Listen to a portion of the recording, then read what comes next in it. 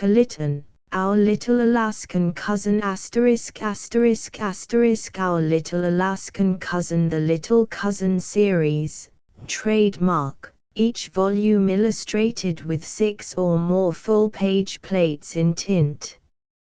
Cloth, 12 mo, with decorative cover, per volume, 60 cents. List of titles by Mary Hazelton Wade, unless otherwise indicated. Our Little African Cousin, Our Little Alaskan Cousin by Mary F. Nixon-Roulet, Our Little Arabian Cousin by Blanche McManus, Our Little Armenian Cousin, Our Little Australian Cousin by Mary F. Nixon-Roulet, Our Little Brazilian Cousin by Mary F. Nixon-Roulet, Our Little Brown Cousin, Our Little Canadian Cousin by Elizabeth R. MacDonald, Our Little Chinese Cousin by Isaac Taylor. Headland, Our Little Cuban Cousin, Our Little Dutch Cousin by Blanche McManus, Our Little Egyptian Cousin by Blanche McManus, Our Little English Cousin by Blanche McManus, Our Little Eskimo Cousin, Our Little French Cousin by Blanche McManus, Our Little German Cousin, Our Little Greek Cousin by Mary F. Nixon-Roulet, Our Little Hawaiian Cousin, Our Little Hindu Cousin by Blanche McManus, Our Little Indian Cousin, Our Little Irish Cousin, Our Little Italian Cousin, Our Little Japanese Cousin, Our Little Jewish Cousin, Our Little Korean Cousin by H. Lee M. Pike, Our Little Mexican Cousin by Edward C. Butler, Our Little Norwegian Cousin, Our Little Panama Cousin by H. Lee M. Pike, Our Little Philippine Cousin, Our Little Puerto Rican Cousin, Our Little Russian Cousin, Our Little Scotch Cousin by Blanche McManus, Our Little Siamese Cousin, Our Little Spanish Cousin by Mary F. Nixon-Roulet, Our Little Swedish Cousin by Claire M. Coburn, Our Little Swiss Cousin, Our Little Turkish Cousin L.C. Page and Company, New England Building, Boston, Mass.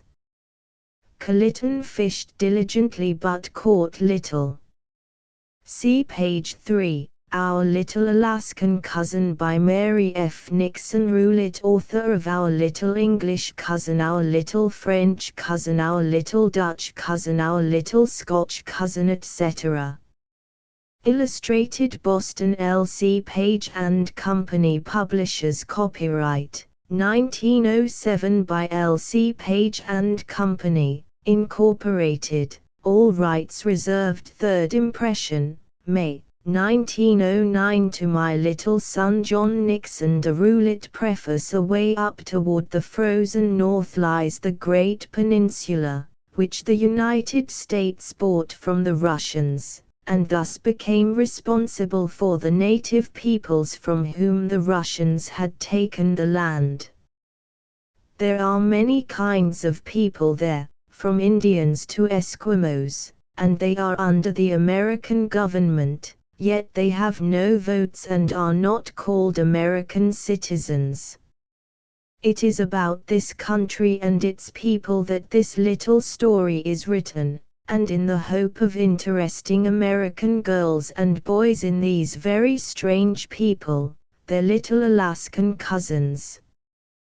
Contents. Chapter Pagi Kalitan Tenors 1-2. Around the Campfire 12-3. To the Glacier 26-4. Ted meets Mr. Bruin 38v. A Monster of the Deep 48-6. The Island Home of Kalitan 67. Twilight Tales and Totems 71-8. The Berry Dance 82-9. On the Way to Nome 93x. In the Gold Country 108-11. Afternoon Tea in an Igloo 119-12. The Splendor of Sagalitai 129. List of illustrations. Page. Kalitan fished diligently but caught little. See page 3. frontispiece away went another stinging lance 57, a group of people awaiting the canoes 64, Mount Shishaldin 99. Let's watch those two men. They have evidently staked a claim together. 113. Two funny little lap babies he took to ride on a large reindeer. 134. Our little Alaskan cousin. Chapter I. Kalitan tenors. It was bitterly cold. Kalitan tenors felt it more than he had in the long winter, for then it was still and calm as night, and now the wind was blowing straight in from the sea, and the river was frozen tight. A month before, the ice had begun to break and he had thought the cold was over, and that the all too short Alaskan summer was at hand. Now it was the 1st of May, and just as he had begun to think of summer pleasures, lo! A storm had come which seemed to freeze the very marrow of his bones.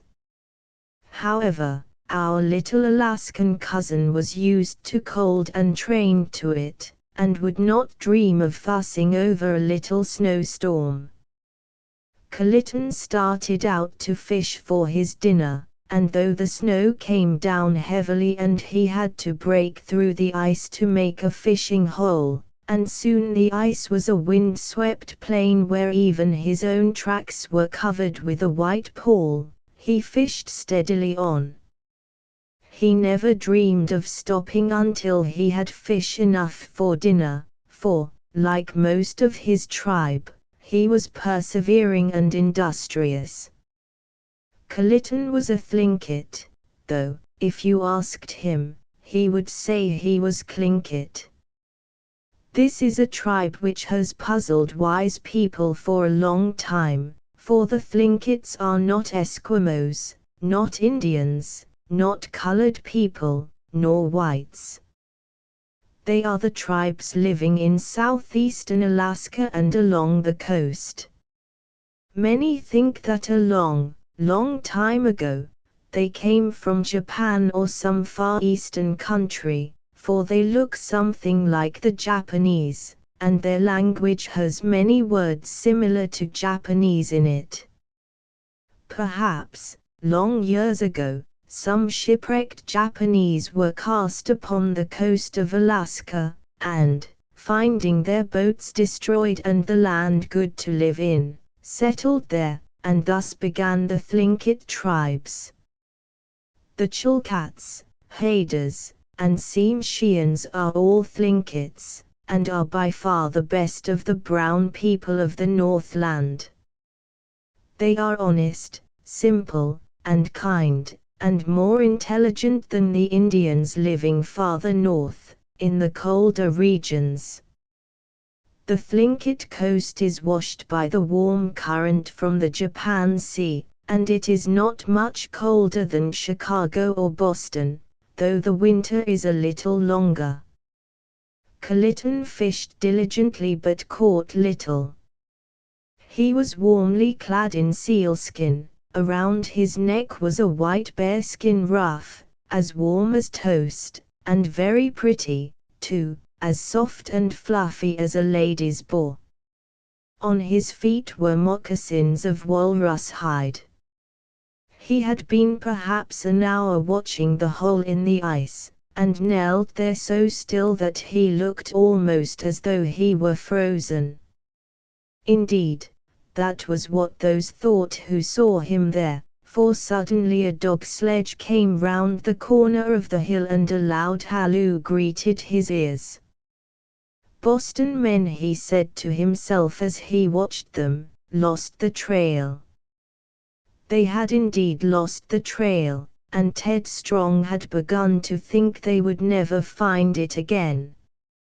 Chitwoff, their Indian guide, had not talked very much about it, but lapsed into his favorite no-understand remark he always made when he did not want to answer what was said to him. Ted and his father were on their way from Sika to the Copper River. Mr. Strong was on the United States Geological Survey, which Ted knew meant that he had to go all around the country and poke about all day among rocks and mountains and glaciers. He had come with his father to this far Alaskan climb in the happiest expectation of adventures with bears and Indians, always dear to the heart of a boy.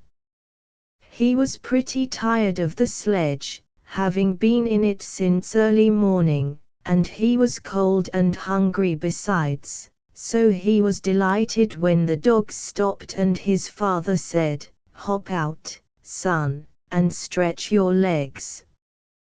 We'll try to find out where we are before we go any farther." Chitwoff meanwhile was interviewing the boy, who came quickly toward them. "Who are you?"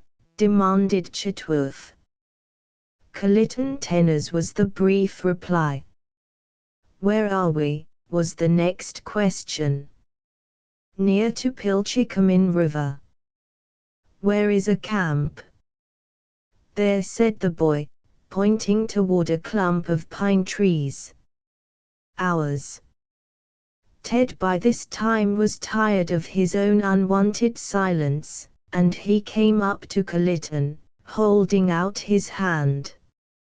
"My name is Ted Strong," he said, genially, grinning cheerfully at the young Alaskan.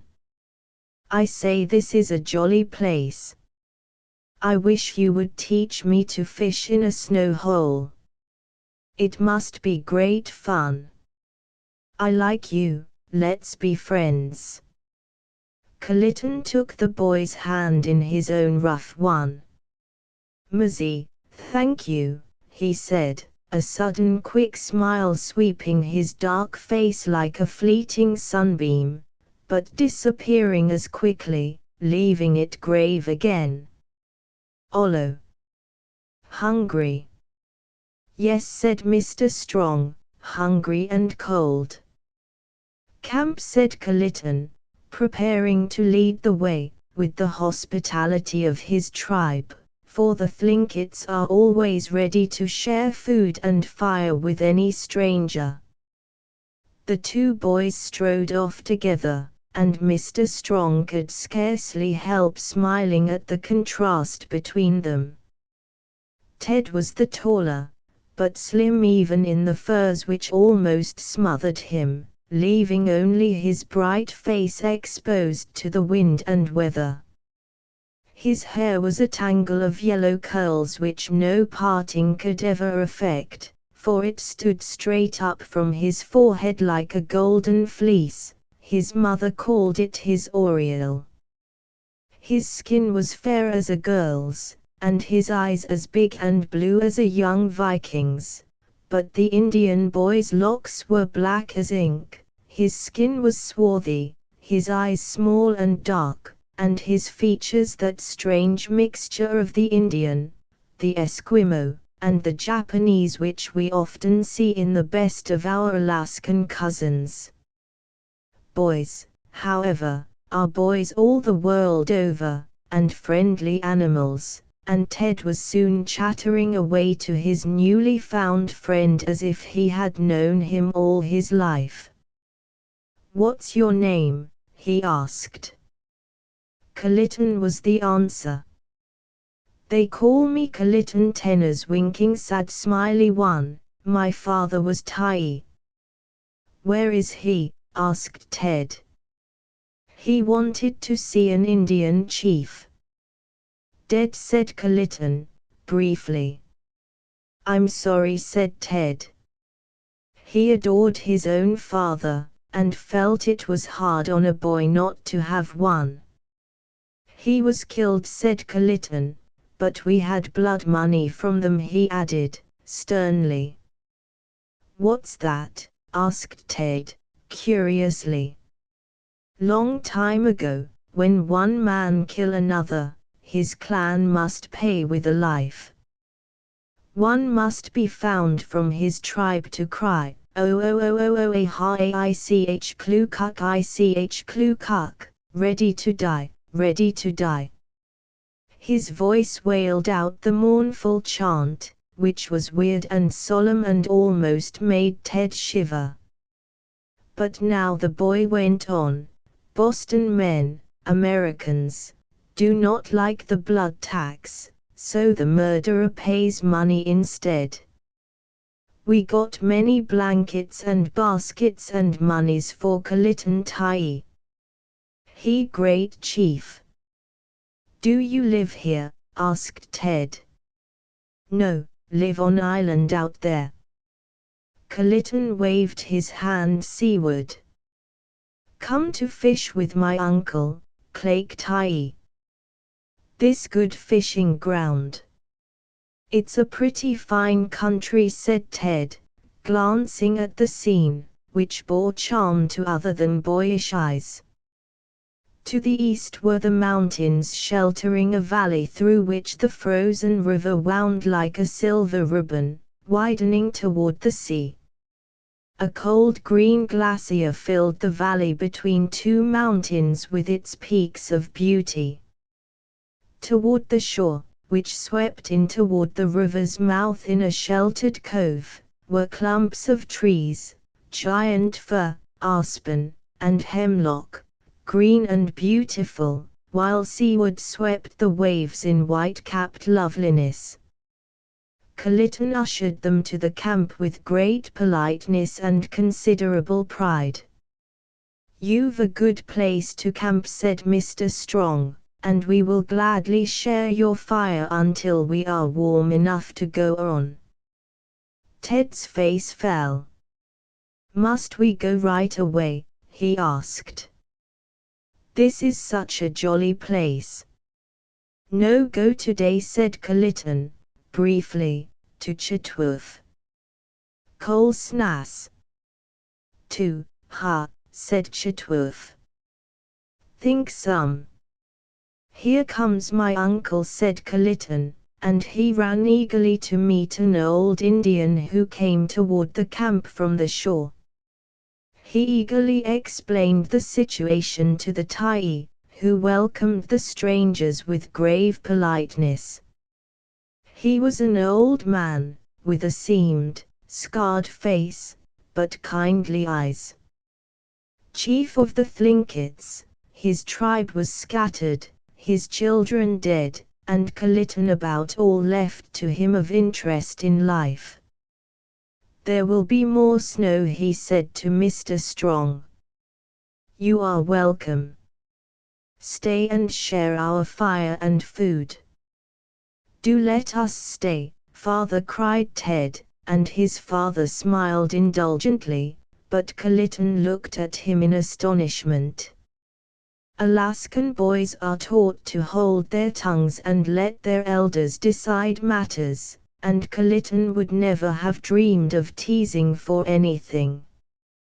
But Mr. Strong did not wish to face another snowstorm in the sledge, and knew he could work but little till the storm was past, so he readily consented to stay a few days and let Ted see some real Alaskan hunting and fishing. Both boys were delighted, and soon had the camp rearranged to accommodate the strangers. The fire was built up, Ted and Kalitan gathering cones and fir branches, which made a fragrant blaze, while Chitworth cared for the dogs, and the old chief helped Mr. Strong pitch his tent in the lee of some fragrant firs. Soon all was prepared and supper cooking over the coals, a supper of fresh fish and seal fat, which Alaskans consider a great delicacy, and to which Mr. Strong added coffee and crackers from his stores, and Indians and whites ate together in friendliness and amity. Footnotes: 1. Little Arrow. 2. Snow. Chapter 2. Around the campfire. How does it happen that you speak English, Kalitan? Asked Mr. Strong as they sat around the campfire that evening. The snow had continued during the afternoon, and the boys had had an exciting time coasting and snowballing and enjoying themselves generally. I went for a few months to the mission school at Wrangell, said Kalitan. I learned much there. They teach the boys to read and write and do sums and to work the ground besides. They learn much more than the girls. Ha, said the old chief, grimly. Girls learn too much. They no good for Indian wives, and white men not marry them. Best for girls to stay at home at the will of their fathers until they get husbands. So you've been in Wrangell, said Ted to Kalitan. We went there, too. It's a dandy place. Do you remember the fringe of white mountains back of the harbor? The people said the woods were full of game, but we didn't have time to go hunting. There are a few shops there, but it seemed to me a very small place to have been built since 1834. In the States whole towns grow up in 2 or 3 weeks. Ha, said Kalitan, with a quick shrug of his shoulders, quick grow, sun fade and wind blow down. I don't think the sun could ever fade in Wrangell, laughed Ted. They told me there it hadn't shone but 15 days in 3 months. It rained all the time. Rain is nothing, said Kalitan. It is when the ice spirit speaks in the north wind's roar and in the crackling of the floes that we tremble.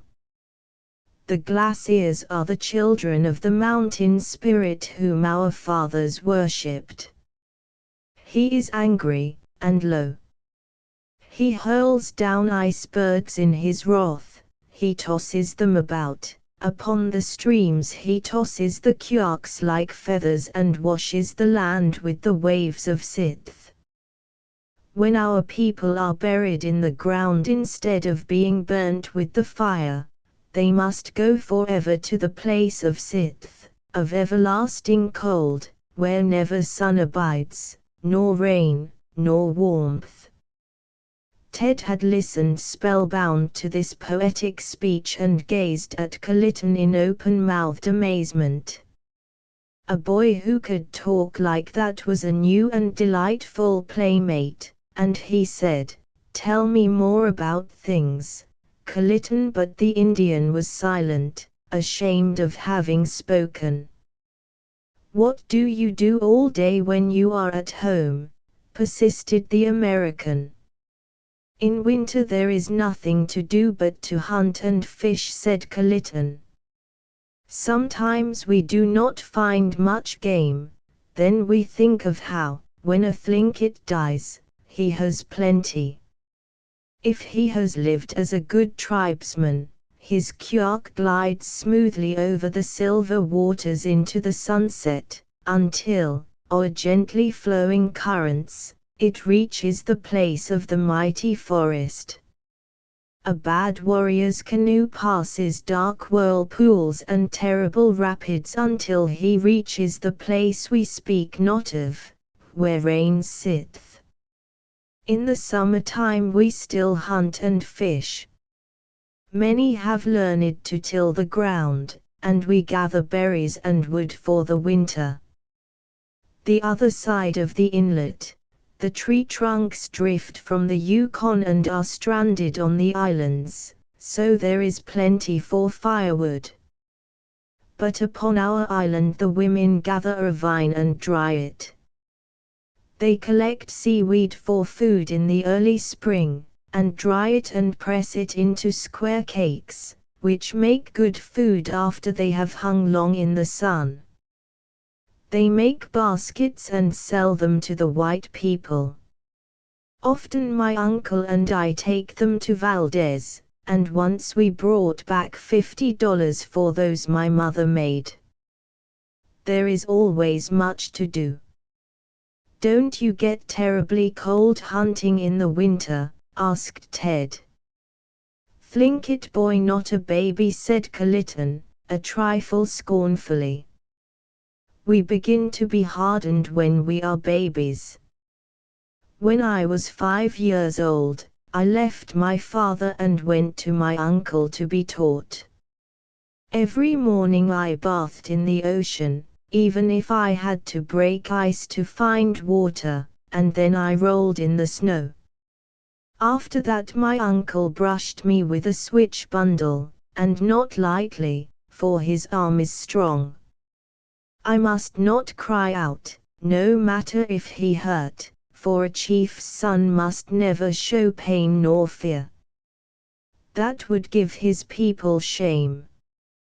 Don't you get sick? Asked Ted, who felt cold all over at the idea of being treated in such a heroic manner.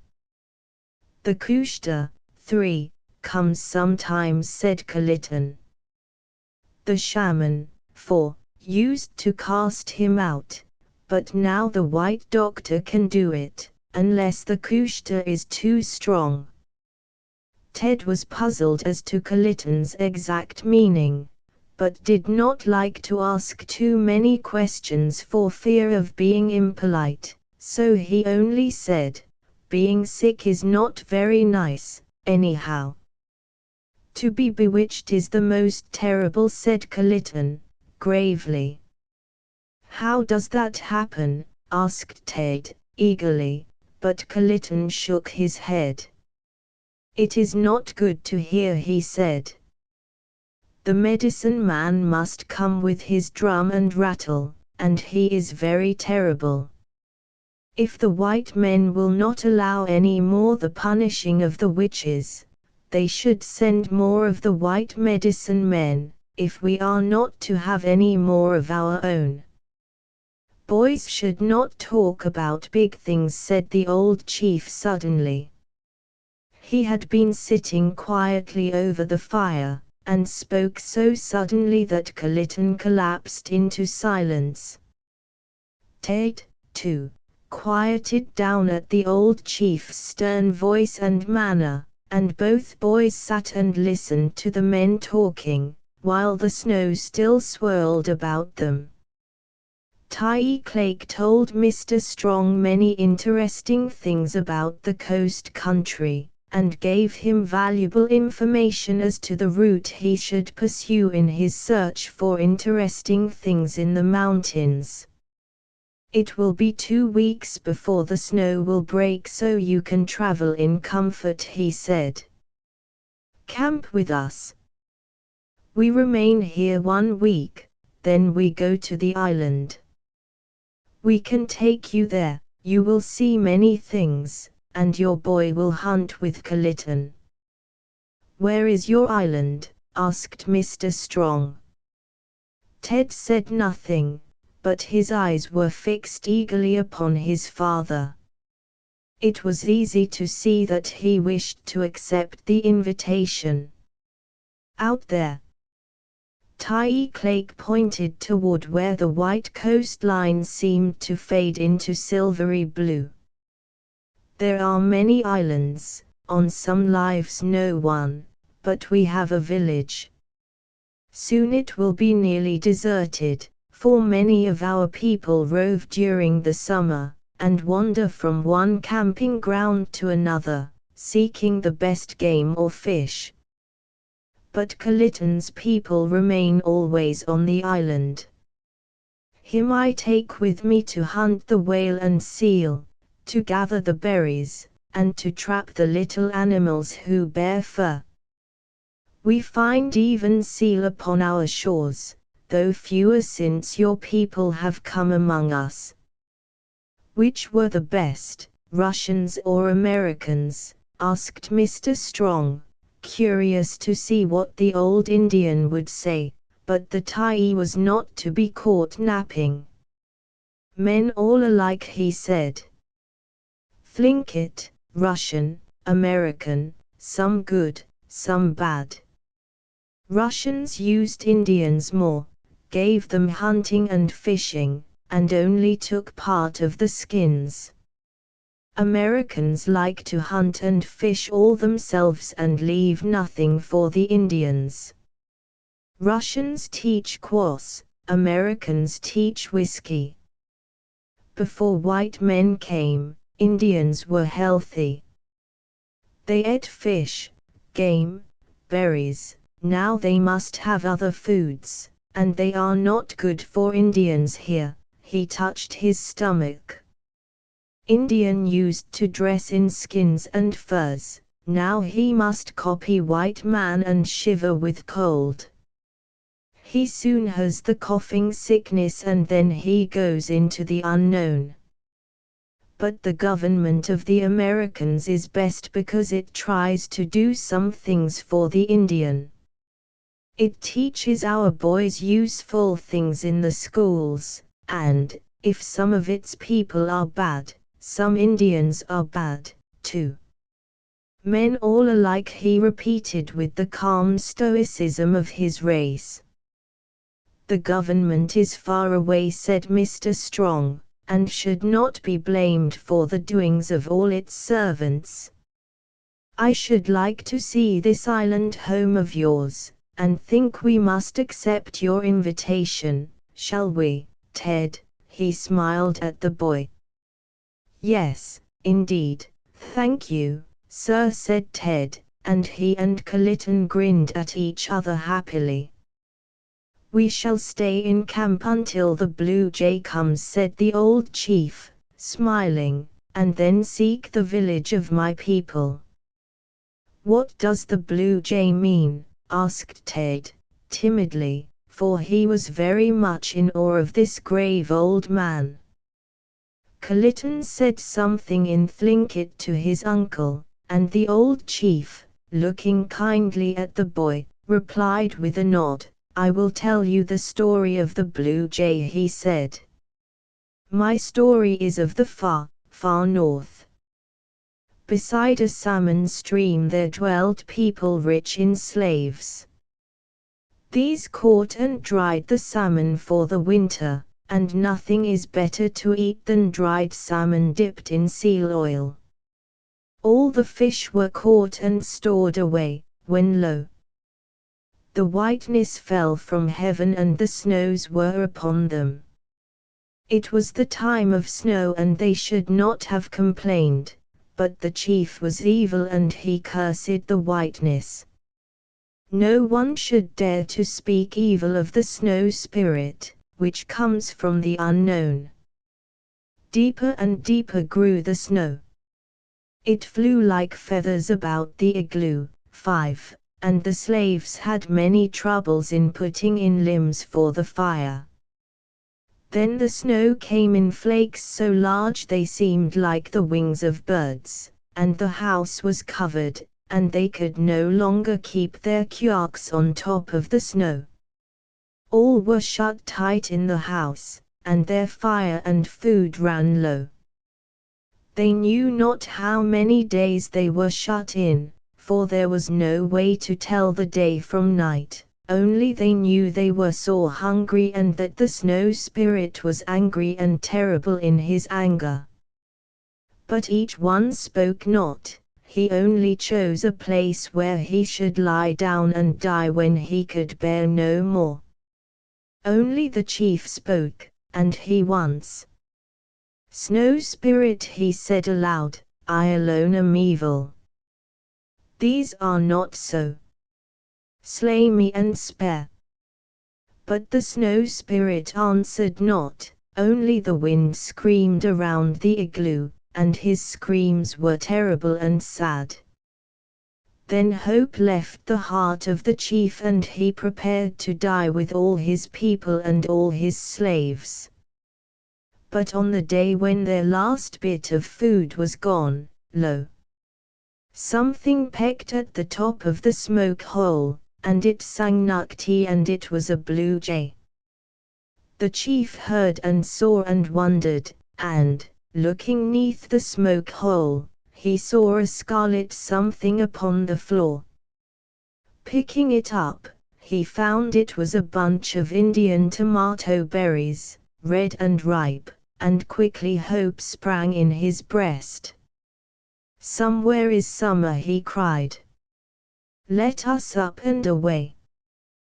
Then the slaves hastened to dig out the canoe, and they drew it with mighty labor, for they were weak from fasting, over the snows to the shore, and there they launched it without sail or paddle, with all the people rejoicing. And after a time the wind carried them to a beach where all was summer. Birds sang, flowers bloomed, and berries gleamed scarlet in the sun, and there were salmon jumping in the blue water. They ate and were satisfied, for it was summer on the earth and summer in their hearts. That is how the Thlinkits came to our island, and so we say when the snow breaks, that now comes the blue jay.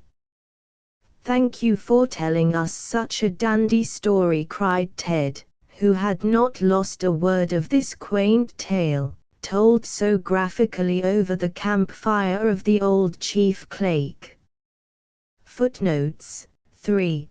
Kushta, a spirit in animal's form which inhabits the body of sick persons and must be cast out, according to Thlinkit belief.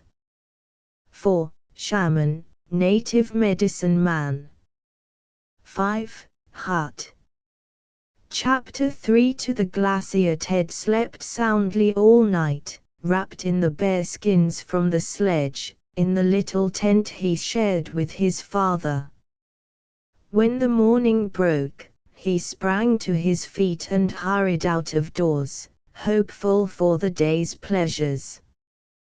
The snow had stopped, but the ground was covered with a thick white pall, and the mountains were turned to rose color in the morning sun, which was rising in a blaze of glory.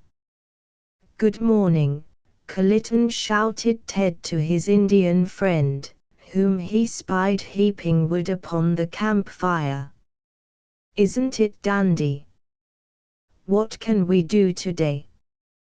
"Have breakfast," said Kalitan, briefly. "Then do what Tai says."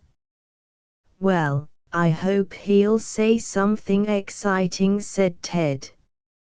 "Think good day to hunt," said Kalitan, as he prepared things for the morning meal. "Where did you get the fish?" asked Ted. "Broke ice hole and fished when I got up," said the Thlinkit.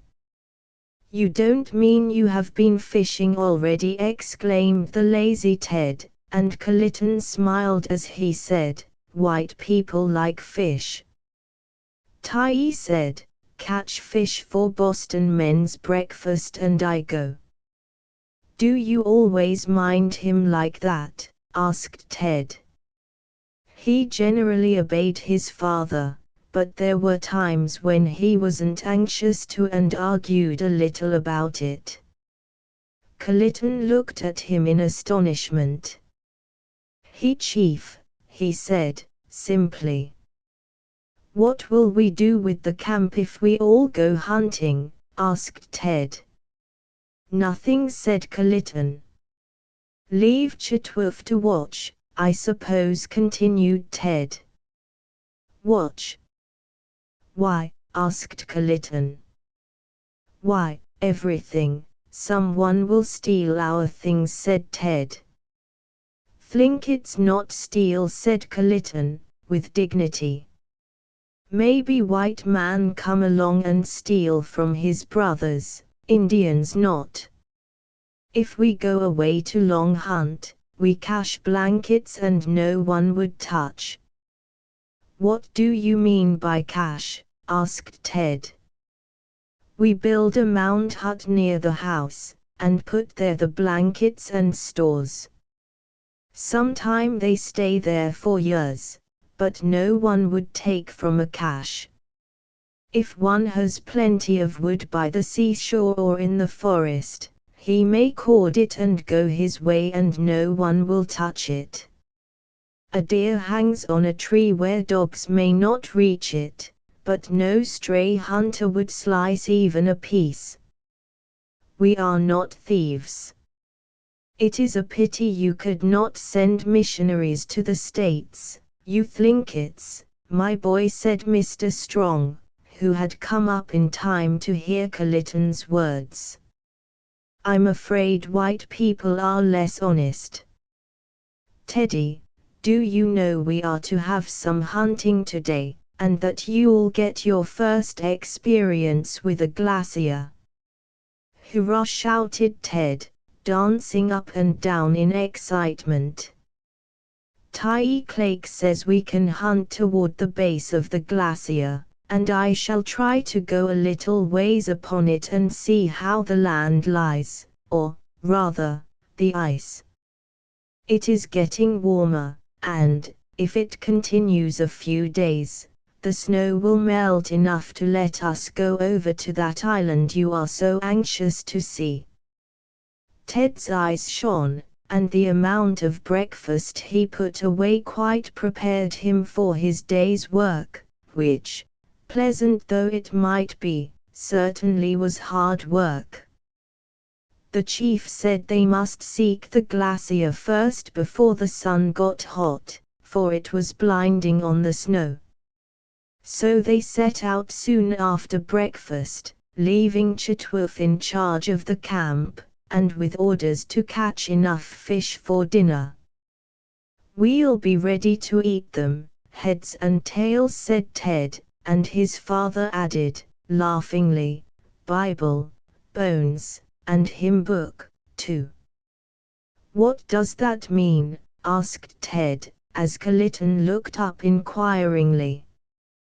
Once a writer named Macaulay said he could make a rhyme for any word in the English language, and a man replied, you can't rhyme Timbuktu. But he answered without a pause, if I were a cassowary on the plains of Timbuktu, I'd eat up a missionary, Bible, bones, and hymn book, too. Ted laughed, but Kalitan said, grimly, not good to eat Boston missionary, he all skin and bone. Where did they get the name Alaska? Asked Ted, as they tramped over the snow toward the glacier. Alaska, great country, said Kalitan. It certainly is, said Ted. It's fine. I never saw anything like this at home, pointing as he spoke to the scene in front of him. A group of evergreen trees, firs and the Alaska spruce, so useful for fires and torches, fringed the edge of the ice field, green and verdant in contrast to the gleaming snows of the mountain, which rose in a gentle slope at first, then precipitously, in a dazzling and enchanting combination of color. It was as if some marble palace of old rose before them against the heavens, for the ice was cut and serrated into spires and gables, turrets and towers, all seeming to be ornamented with fretwork where the sun's rays struck the peaks and turned them into silver and gold. Lower down the ice looked like animals, so twisted was it into fantastic shapes, fierce sea monsters with yawning mouths seeming ready to devour, bears and wolves, whales, gigantic elephants, and snowy tigers, tropic beasts looking strangely out of place in this Arctic clim. Deep crevices cut the ice fields, and in their green-blue depths lurked death, for the least misstep would dash the traveler into an abyss which had no bottom. Beyond the glacier itself, the snow-capped mountains rose grand and serene, their glittering peaks clear against the blue sky, which hue the glacier reflected and played within 1,000 glinting shades, from purpling amethyst to lapis lazuli and turquoise. As they gazed spellbound, a strange thing occurred, a thing of such wonder and beauty that Ted could but grasp his father's arm in silence. Suddenly the peaks seemed to melt away, The white ice pinnacles became real turrets, houses and cathedrals appeared, and before them arose a wonderful city of white marble, dreamlike and shadowy, but beautiful as Aladdin's palace in the Arabian Nights. At last Ted could keep silent no longer. "What is it?" he cried, and the old chief answered, gravely, "The city of the dead." But his father said, "A mirage, my boy. They are often seen in these regions, but you are fortunate in seeing one of the finest I have ever witnessed." "What is a mirage?" demanded Ted. "An optical delusion," said his father, "and one I am sure I couldn't explain so that you would understand it. The queer thing about a mirage is that you usually see the very thing most unlikely to be found in that particular locality. In the Sahara, men see flowers and trees and fountains, and here on this glacier we see a splendid city. It certainly is queer." "What makes glaciers, Daddy?" Ted was even more interested than usual in his father's talk because of Kalitan, whose dark eyes never left Mr. Strong's face, and who seemed to drink in every word of information as eagerly as a thirsty bird drinks water. "The dictionaries tell you that glaciers are fields of ice, or snow and ice, formed in the regions of perpetual snow, and moving slowly down the mountain slopes or valleys. Many people say the glaciers are the fathers of the icebergs which float at sea, and that these are broken off the glacial stream, but others deny this. When the glacial ice and snow reaches a point where the air is so warm that the ice melts as fast as it is pushed down from above, the glacier ends and a river begins. These are the finest glaciers in the world, except, perhaps, those of the Himalayas.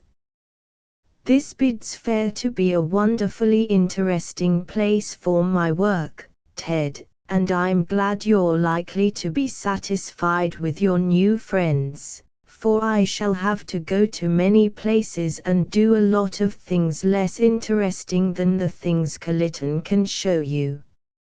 See these blocks of fine marble and those superb masses of porphyry and chalcedony, but there's something which will interest you more. Take my gun and see if you can't bring down a bird for supper." Wild ducks were flying low across the edge of the glacier and quite near to the boys, and Ted grasped his father's gun in wild excitement. He was never allowed to touch a gun at home. Dearly as he loved his mother, it had always seemed very strange to him that she should show such poor taste about firearms, and refuse to let him have any, and now that he had a gun really in his hands, he could hardly hold it, he was so excited. Of course it was not the first time, for his father had allowed him to practice shooting at a mark ever since they had reached Alaska. But this was the first time he had tried to shoot a living target. He selected his duck, aimed quickly, and fired. Bang! Off went the gun, and, wonder of wonders, 2 ducks fell instead of 1. "Well done, Ted, that duck was twins," cried his father, laughing, almost as excited as the boy himself, and they ran to pick up the birds. Kalitan smiled, too, and quietly picked up one, saying, "This one Kalitan's showing," as he spoke, his arrow through the bird's side, for he had discharged an arrow as Ted fired his gun. "Too bad, Ted. I thought you were a mighty hunter," "A Nimrod who killed 2 birds with 1 stone," said Mr. Strong, but Ted laughed and said, "So I got the one I shot at, I don't care." They had wild duck at supper that night, for Chitwood plucked the birds and roasted them on a hot stone over the spruce logs, and Ted, tired and wet and hungry, thought he had never tasted such a delicious meal in his life. Chapter 4 Ted meets Mr. Bruin. It seemed to Ted as if he had scarcely touched the pillow on the nights which followed before it was daylight, and he would awake to find the sun streaming in at his tent flap.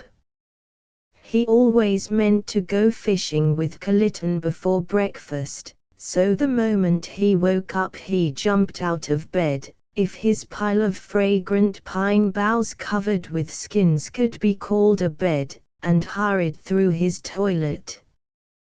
Quick as he tried to be, however, he was never ready before Kalitan, for, when Ted appeared, the Indian boy had always had his roll in the snow and was preparing his lines. Kalitan was perfectly fascinated with the American boy. He thought him the most wonderful specimen of a boy that he had ever seen. He knew so much that Kalitan did not, and talked so brightly that being with Ted was to the Indian like having a book without the bother of reading. There were some things about him that Kalitan could not understand, to be sure. Ted talked to his father just as if he were another boy. He even spoke to Tyee Clake on occasions when that august personage had not only not asked him a question, but was not speaking at all. From the Thlinkit point of view, this was a most remarkable performance on Ted's part, but Kalitan thought it must be all right for a Boston boy, for even the stern old chief seemed to regard happy-go-lucky Ted with approval. Ted, on the other hand, thought Kalitan the most remarkable boy he had ever met in all his life. He had not been much with boys.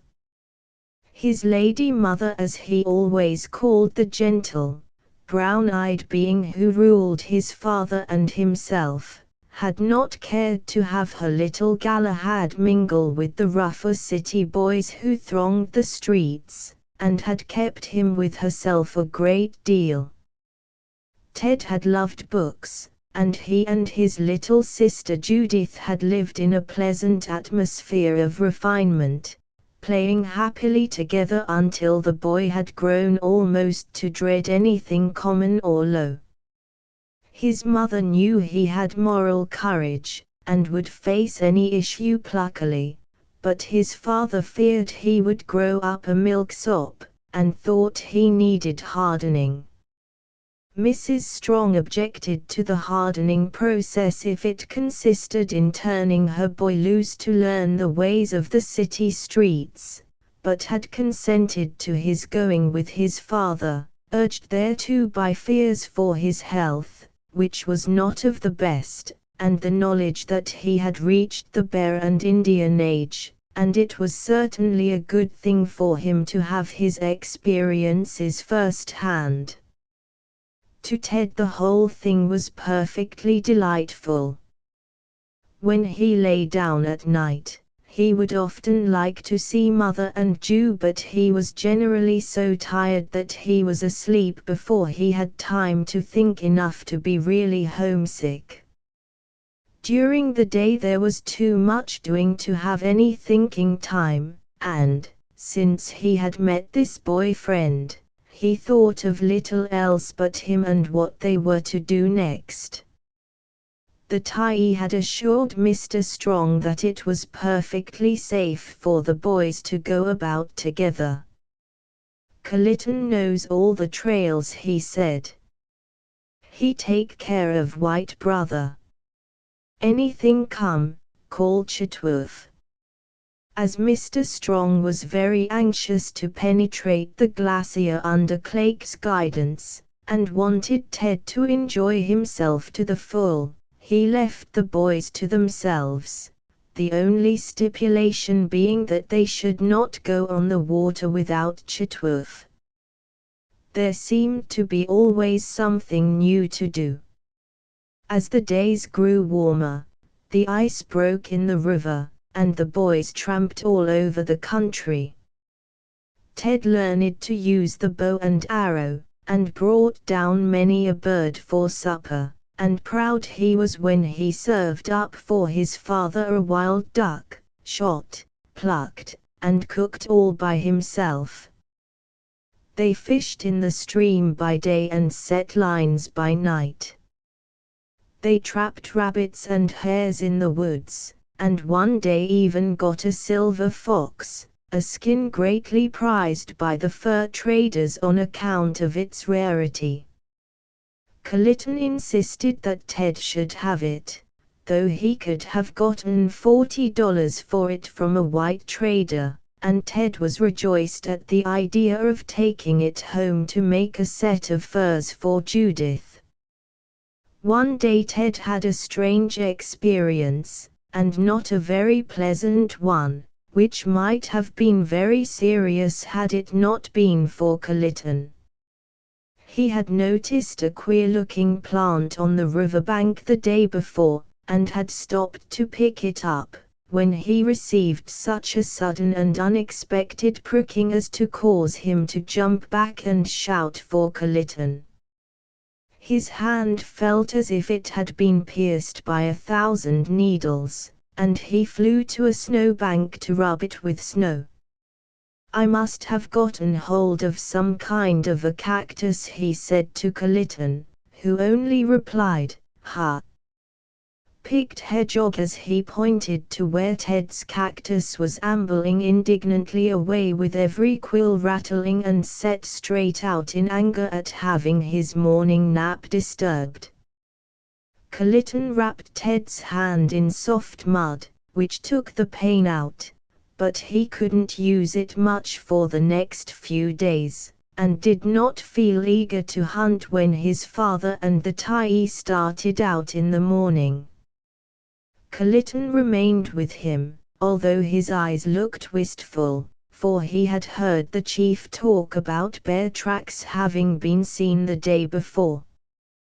Bears were quite a rarity, but sometimes an old cinnamon or even a big black bruin would venture down in search of fresh fish, which he would catch cleverly with his great paws.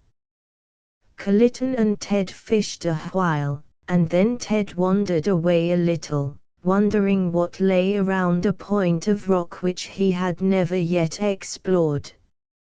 Something lay there which he had by no means expected to see, and he scarcely knew what to make of it. On the river bank, close to the edge of the stream, was a black figure, an Indian fishing, as he supposed, and he paused to watch. The fisherman was covered with fur from head to foot, and, as Ted watched him, he seemed to have no line or rod. Going nearer, the boy grew even more puzzled, and, though the man's back was toward him, he could easily see that there was something unusual about the figure. Just as he was within hailing distance and about to shout, the figure made a quick dive toward the water and sprang back again with a fish between his paws, and Ted saw that it was a huge bear. He gave a sharp cry and then stood stock still. The creature looked around and stood gnawing his fish and staring at Ted as stupidly as the boy stared at him. Then Ted heard a halloo behind him and Kalitan's voice, "Run for Chitwood, quick!" Ted obeyed as the animal started to move off. He ran toward the camp, hearing the report of Kalitan's gun as he ran. Chitwood, hearing the noise, hurried out, and it was but a few moments before he was at Kalitan's side. To Ted it seemed like a day before he could get back and see what was happening, but he arrived on the scene in time to see Chitwoof dispatch the animal. "Hurrah!" cried Ted. "You've killed a bear," but Chitwoof only grunted crossly. "Very bad luck," he said, and Kalitan explained, "Indians don't like to kill bears or ravens. Spirits in them, maybe ancestors." Ted looked at him in great astonishment, but Kalitan explained, "Once, long ago, a Thlinkit girl laughed at a bear track in the snow and said, 'Ugly animal must have made that track.' But a bear heard and was angry. He seized the maiden and bore her to his den, and turned her into a bear, and she dwelt with him, until one day her brother killed the bear and she was freed. And from that day Thlinkits speak respectfully of bears, and do not try to kill them, for they know not whether it is a bear or a friend who hides within the shaggy skin." The Tyee and Mr. Strong were greatly surprised when they came home to see the huge carcass of Mr. Bruin, and they listened to the account of Kalitan's bravery. The old chief said little, but he looked approvingly at Kalitan, and said "Hyas Klosh, very good," which unwanted praise made the boy's face glow with pleasure. They had a great discussion as to whom the bear really belonged. Ted had found him, Kalitan had shot him first, and Chitwoof had killed him, so they decided to go shares. Ted wanted the skin to take home, and thought it would make a splendid rug for his mother's library, so his father paid Kalitan and Chitwoof what each would have received as their share had the skin been sold to a trader, and they all had bear meat for supper. Ted thought it finer than any beefsteak he had ever eaten, and over it Kalitan smacked his lips audibly. Chapter V. A monster of the deep. The big bear occupied considerable attention for several days. He had to be carefully skinned and part of the meat dried for future use. Alaskans never use salt for preserving meat. Indeed, they seem to dislike salt very much. It had taken Ted some time to learn to eat all his meat and fish quite fresh, without a taste of salt, but he had grown to like it. There is something in the sun and wind of Alaska which cures meat perfectly, and the bear's meat was strung on sticks and dried in the sun so that they might enjoy it for a long time. It seemed as if the adventure with Bruin was enough to last the boys for several days, for Ted's hand still pained him from the porcupine's quills, and he felt tired and lazy.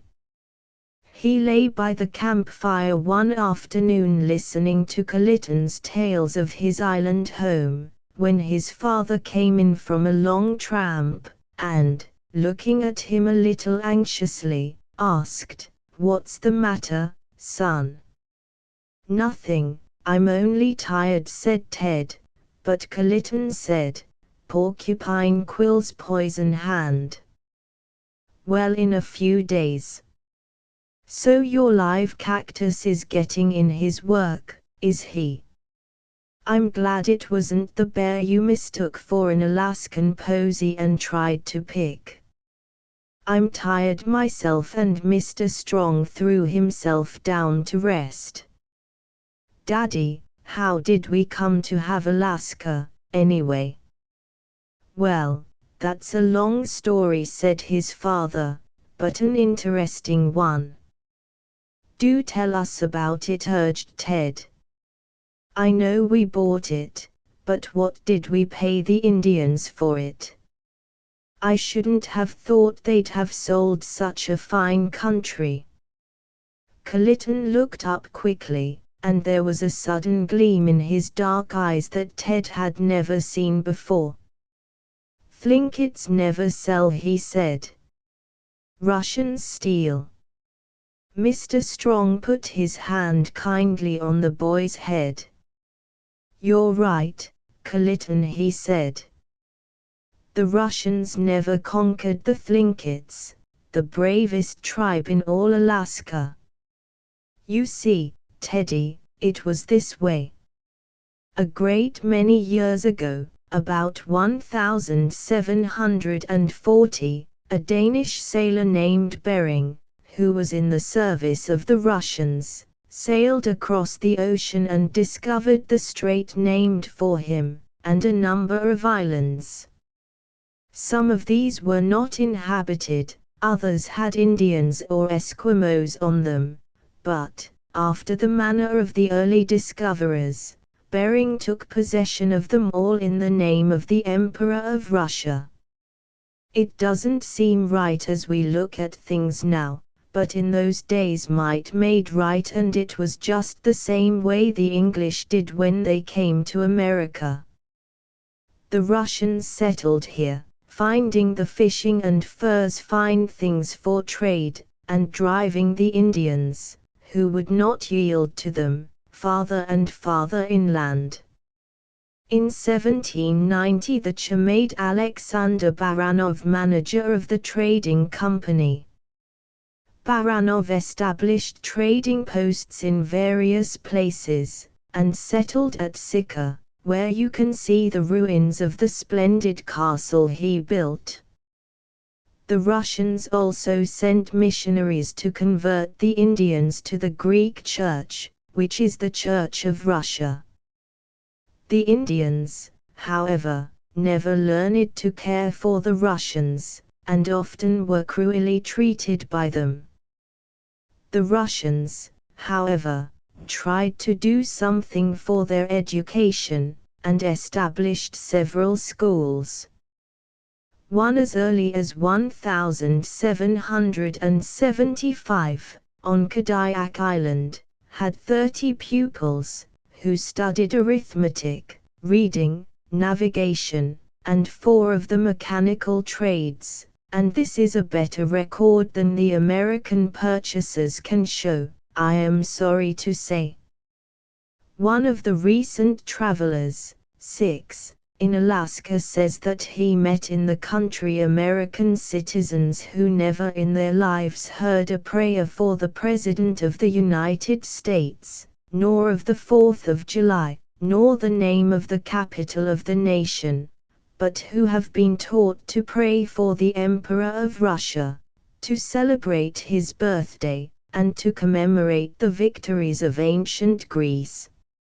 In March 1867, the Russians sold Alaska to the United States for $7,200,000 in gold.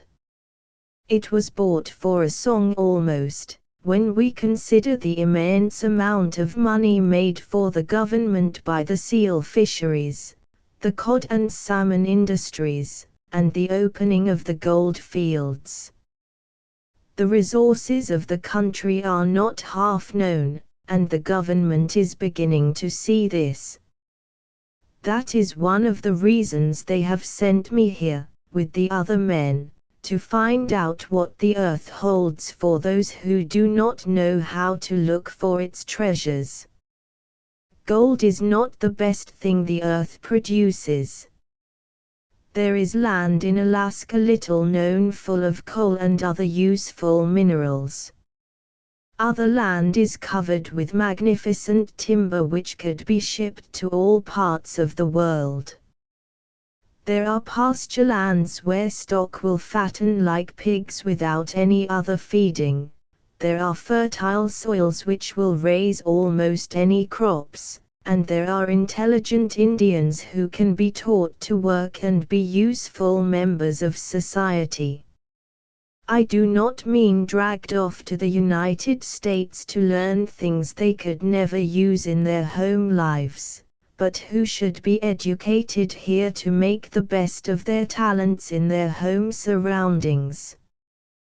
That is one crying shame to our government, that they have neglected the Alaskan citizens. 40 years have been wasted, but we are beginning to wake up now, and 20 years more will see the Indians of Kalitan's generation industrious men and women, not only clever hunters and fishermen, but lumbermen, coopers, furniture makers, farmers, miners, and stock raisers. At this moment their quiet conversation was interrupted by a wild shout from the shore, and, springing to their feet, they saw Chitwooffe gesticulating wildly and shouting to the Tyee, who had been mending his canoe by the river bank. Kalitan dropped everything and ran without a word, scudding like the arrow from which he took his name. Before Ted could follow or ask what was the matter, from the ocean a huge body rose 10 feet out of the water, spouting jets of spray 20 feet into the air, the sun striking his sides and turning them to glistening silver. Then it fell back, the waters churning into frothy foam for a mile around. "It's a whale, Ted, sure as you live." "Luck certainly is coming your way," said his father, but, at the word whale Ted had started after Kalitan, losing no time in getting to the scene of action as fast as possible. "Watch the Tyee," called Kalitan over his shoulder, as both boys ran down to the water's edge. The old chief was launching his kayak into the seething waters, and to Ted it seemed incredible that he meant to go in that frail bark in pursuit of the mighty monster. The old man's face, however, was as calm as though starting on a pleasure trip in peaceful waters, and Ted watched in breathless admiration to see what would happen next. Clegg paddled swiftly out to sea, drawing as near as he dared to where the huge monster splashed idly up and down like a great puppy at play. He stopped the kayak and watched, then poised his spear and threw it, and so swift and graceful was his gesture that Ted exclaimed in amazement. "Tyee Clegg, best harpoon thrower of all the Thlinkits," said Kalitan, proudly. "Watch." Ted needed no such instructions. His keen eyes passed from fish to man and back again, and no movement of the Tyee escaped him. The instant the harpoon was thrown, the Tyee paddled furiously away, for when a harpoon strikes a whale, he is likely to lash violently with his tail, and may destroy his enemy, and this is a moment of terrible danger to the harpooner. But the whale was too much astonished to fight, and, with a terrific splash, he dived deep, deep into the water, to get rid of that stinging thing in his side, in the cold green waters below. Away went another stinging lance. The Tyee waited, his grim face tense and earnest. It might have been 15 minutes, for whales often stay under water for 20 minutes before coming to the surface to breathe, but to Kalitan and Ted it seemed an hour. Then the spray dashed high into the air again, and the instant the huge body appeared, Clegg drew near, and away went another stinging lance again, swift and, oh, so sure of aim. This time the whale struck out wildly, and Kalitan held his breath, while Ted gasped at the Tyee's danger, for his kayak rocked like a shell and then was quite hidden from their sight by the spray which was dashed heavenward like clouds of white smoke. Once more the creature dived, and this time he stayed down only a few minutes, and, when he came up, blood spouted into the air and dyed the sea crimson, and Kalitan exclaimed, pierced his lungs. Now he must die. There was one more bright, glancing weapon flying through the air, and Ted noticed attached to it by a thong a curious-looking bulb, and asked Kalitan, "What is on that lance?" "Sealskin boy," said Kalitan. "We make the bag and blow it up, tie it to the harpoon, and when the lance sticks into the whale, the boy makes it very hard for him to dive. After a while he dies and drifts ashore." The waters about the whale were growing red, and the carcass seemed drifting out to sea, and at last the Thai seemed satisfied. He sent a last look toward the huge body, then turned his kayak toward the watchers on the banks. "If it only comes to shore," said Kalitan. "What will you do with it?" asked Ted. "Oh, there are lots of things we can do with a whale," said Kalitan. "The blubber is the best thing to eat in all the world. Then we use the oil in a bowl with a bit of pith in it to light our huts. The bones are all useful in building our houses. Whales were once bears, but they played too much on the shore and ran away to sea, so they wore off all their fur on the rocks, and had their feet nibbled off by the fishes." "Well, this one didn't have his tail nibbled off at any rate," laughed Ted. "I saw it flap at the Thai, and thought that was the last of him, sure." "Thai much big chief," said Kalitan, and just then the old man's kayak drew near them, and he stepped ashore as calmly as though he had not just been through so exciting a scene with the mighty monster of the deep. Footnote 6. Dr. Sheldon Jackson, General Agent of Education in the Territory. Chapter 6. The island home of Kalitan. Swift and even were the strokes of the paddles as the canoes sped over the water toward Kalitan's island home. Ted was so excited that he could hardly sit still, and Tai Clake gave him a warning glance and a muttered kulechika. 7. The day before, a big canoe had come to the camp, the paddlers bearing messages for the Thai, and he had had a long conversation with Mr. Strong. The result was astonishing to Teddy, for his father told him that he was to go for a month to the island with Kalitan. This delighted him greatly, but he was a little frightened when he found that his father was to stay behind. "It's just this way, son," Mr. Strong explained to him.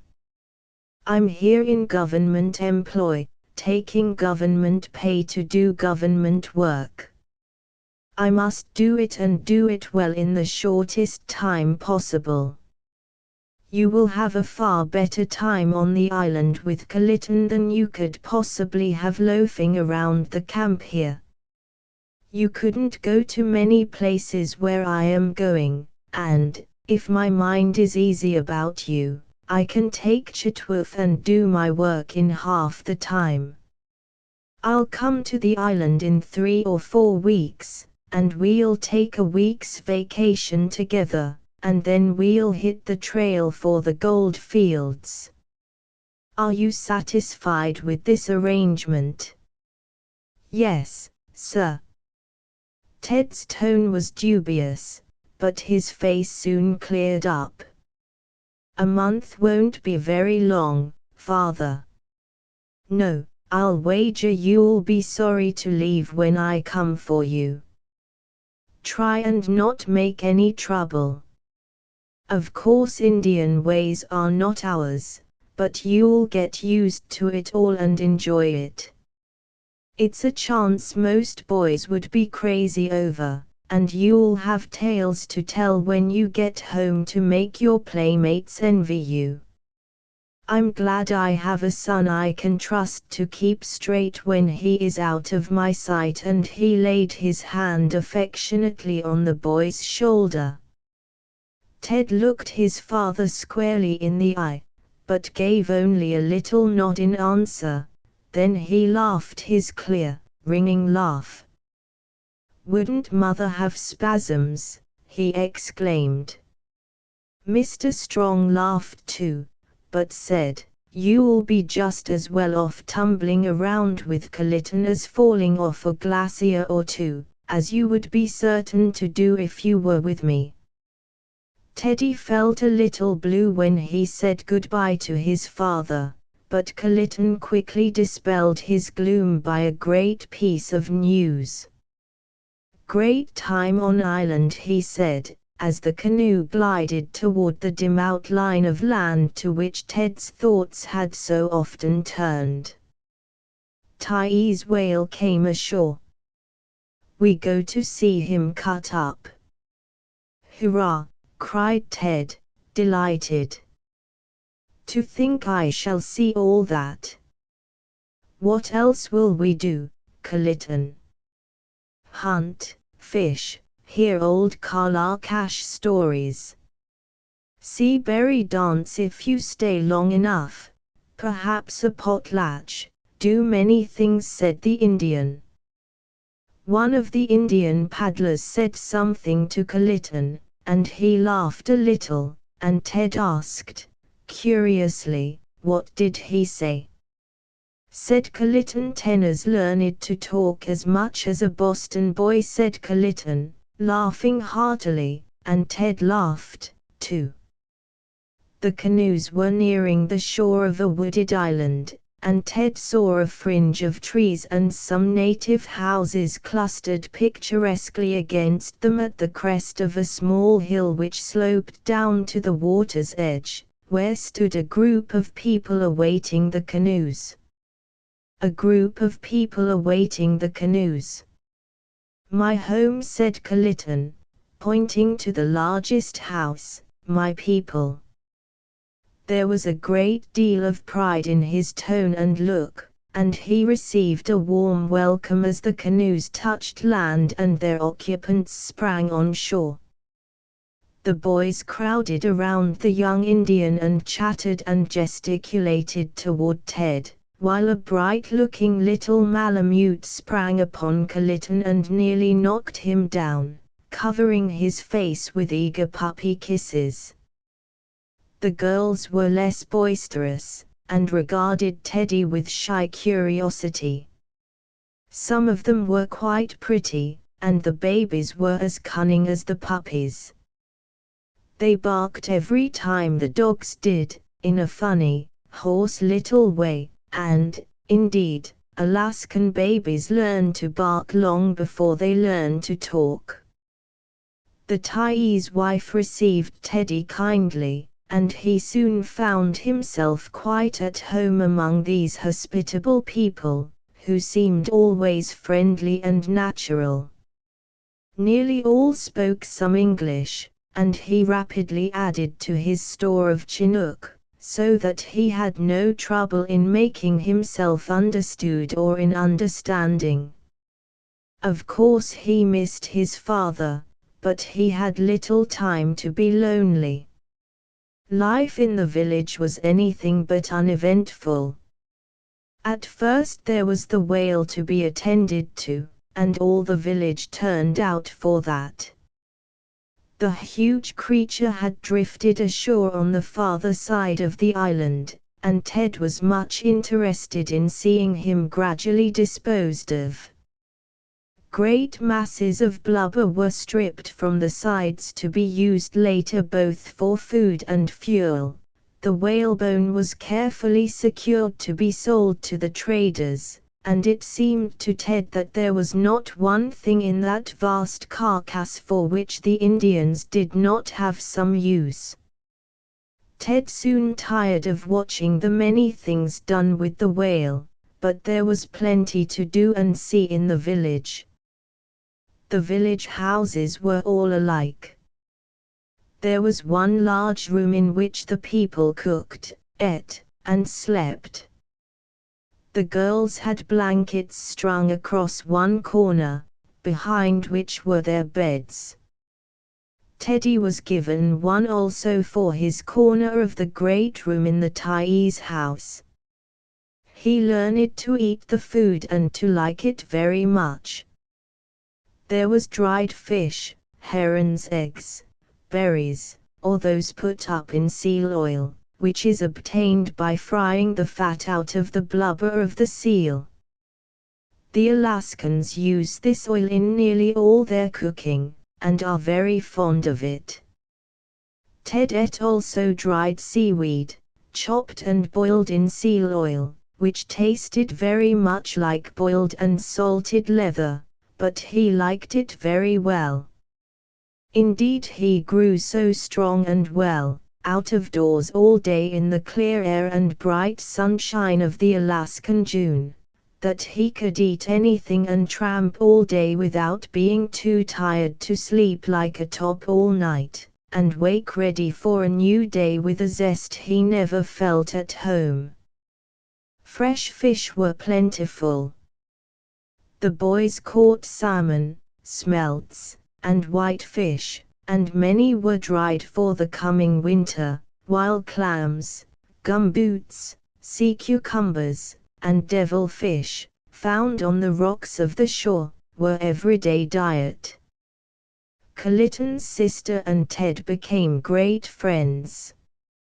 She was older than Kalitan, and, though only 15, was soon to be married to Tageia, a fine young Indian who was ready to pay high for her, which was not strange, for she was both pretty and sweet.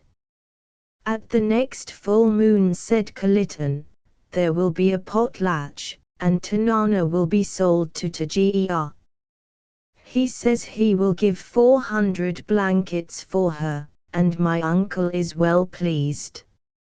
Many only pay 10 blankets for a wife, but of course we would not sell my sister for that. She is of high caste, chief's daughter, niece, and sister. The boy spoke proudly, and Ted answered, she's so pretty, too. She's not like the Indian girls I saw at Rangel and Juneau. Why, there the women sat around as dirty as dogs on the sidewalk, and didn't seem to care how they looked. They had baskets to sell, and were too lazy to care whether anyone bought them or not. They weren't a bit like Tanana. She's as pretty as a Japanese. Kalitan smiled, well pleased, and Ted added, I guess the Thlinkits must be the best Indians in Alaska. Kalitan laughed outright at this. Thlinkits pretty good, he said. Tanana good girl. She learned much good at the mission school, marry Tageia, and make people better. She can weave blankets, make fine baskets, and keep house like a white girl. She's all right, said Ted. But, Kalitan, what is a potlatch? Potlatch is a goodwill feast, said his friend. Very fine thing, but white men do not like. Say Indian feasts are all bad. Why is it bad when an Indian gives away all his goods for others? That is what a great potlatch is. When white men give us whiskey and it is drunk too much, then it is very bad. But Thai will not have that for Tanana's feast. We will drink only kwas, 8, as my people made it before they learned evil drinks and fire water, which make them crazy. I guess Thai Clake was right when he said all men were alike, said Ted, sagely. It seems to me that there are good and bad ones in all countries. It's a pity you have had such bad white ones here in Alaska, but I guess you have had good ones, too. Plenty good, plenty bad, Thlinkit men and Boston men, said Kalitan, all same. Footnote 7, Dangerous Channel. 8. Kwas is a native drink, harmless and acid, made with rye and water fermented. The bad Indians mix it with sugar, flour, dried apples, and hops, and make a terribly intoxicating drink. Chapter 7 Twilight Tales and Totems. Once a small girl child went by night to bring water. In the skies above she saw the moon shining brightly, pale and placid, and she put forth her tongue at it, which was an evil thing, for the moon is old, and a Thlinkit child should show respect for age. So the moon would not endure so rude a thing from a girl child, and it came down from the sky and took her thither. She cried out in fear and caught at the long grass to keep herself from going up, but the moon was strong and took her with her water bucket and her bunch of grass, and she never came back. Her mother wept for her, but her father said, "Cease. We have other girl children, she is now wedded to the moon, to him we need not give a potlatch. You may see her still, if you will look at the moon, there, grass in one hand, bucket in the other, and when the new moon tips to one side and the water spills from the clouds and it is the months of rain, it is the bad moon maiden tipping over her water bucket upon the earth. No Thlinkit child would dare ever to put her tongue forth at the moon, for fear of a like fate to that of Ski Ants, the moon maiden." Tanana's voice was soft and low, and she looked very pretty as she sat in the moonlight at the door of the hut and told Kalitan and Ted quaint old stories. Ted was delighted with her tales, and begged for another and yet another, and Tanana told the quaint story of Kigamil. A mighty Toyon, 9, dwelt on the island of Kigamil. By name he was Kathiakuchat, and he was of great strength and much to be feared. He had long had a death feud with people of the next totem, but the bold warrior Yakiga, chieftain of the tribe, married the Toyon's daughter, and there was no more feud. Zampa was the son of Kathiakuchat, and his pride. He built for this son a fine Bidaka, 10, and the boy launched it on the sea. His father watched him sail and called him to return, lest evil befall. But Zampa heard not his father's voice and pursued diving birds, 11, and, lo! He was far from land and the dark fell. He sailed to the nearest shore and beheld the village of Yakiga, where the people of his sister's husband made him welcome, though Yakiga was not within his hut. There was feasting and merrymaking, and, according to their custom, he, the stranger, was given a chieftain's daughter to wife, and her name was Kitayu, and Zampa loved her and she him, and he returned not home. But Kitayu's father liked him not, and treated him with rudeness because of the old enmity with his Tai father, so Zampa said to Kitayu, "Let us go hence. We cannot be happy here.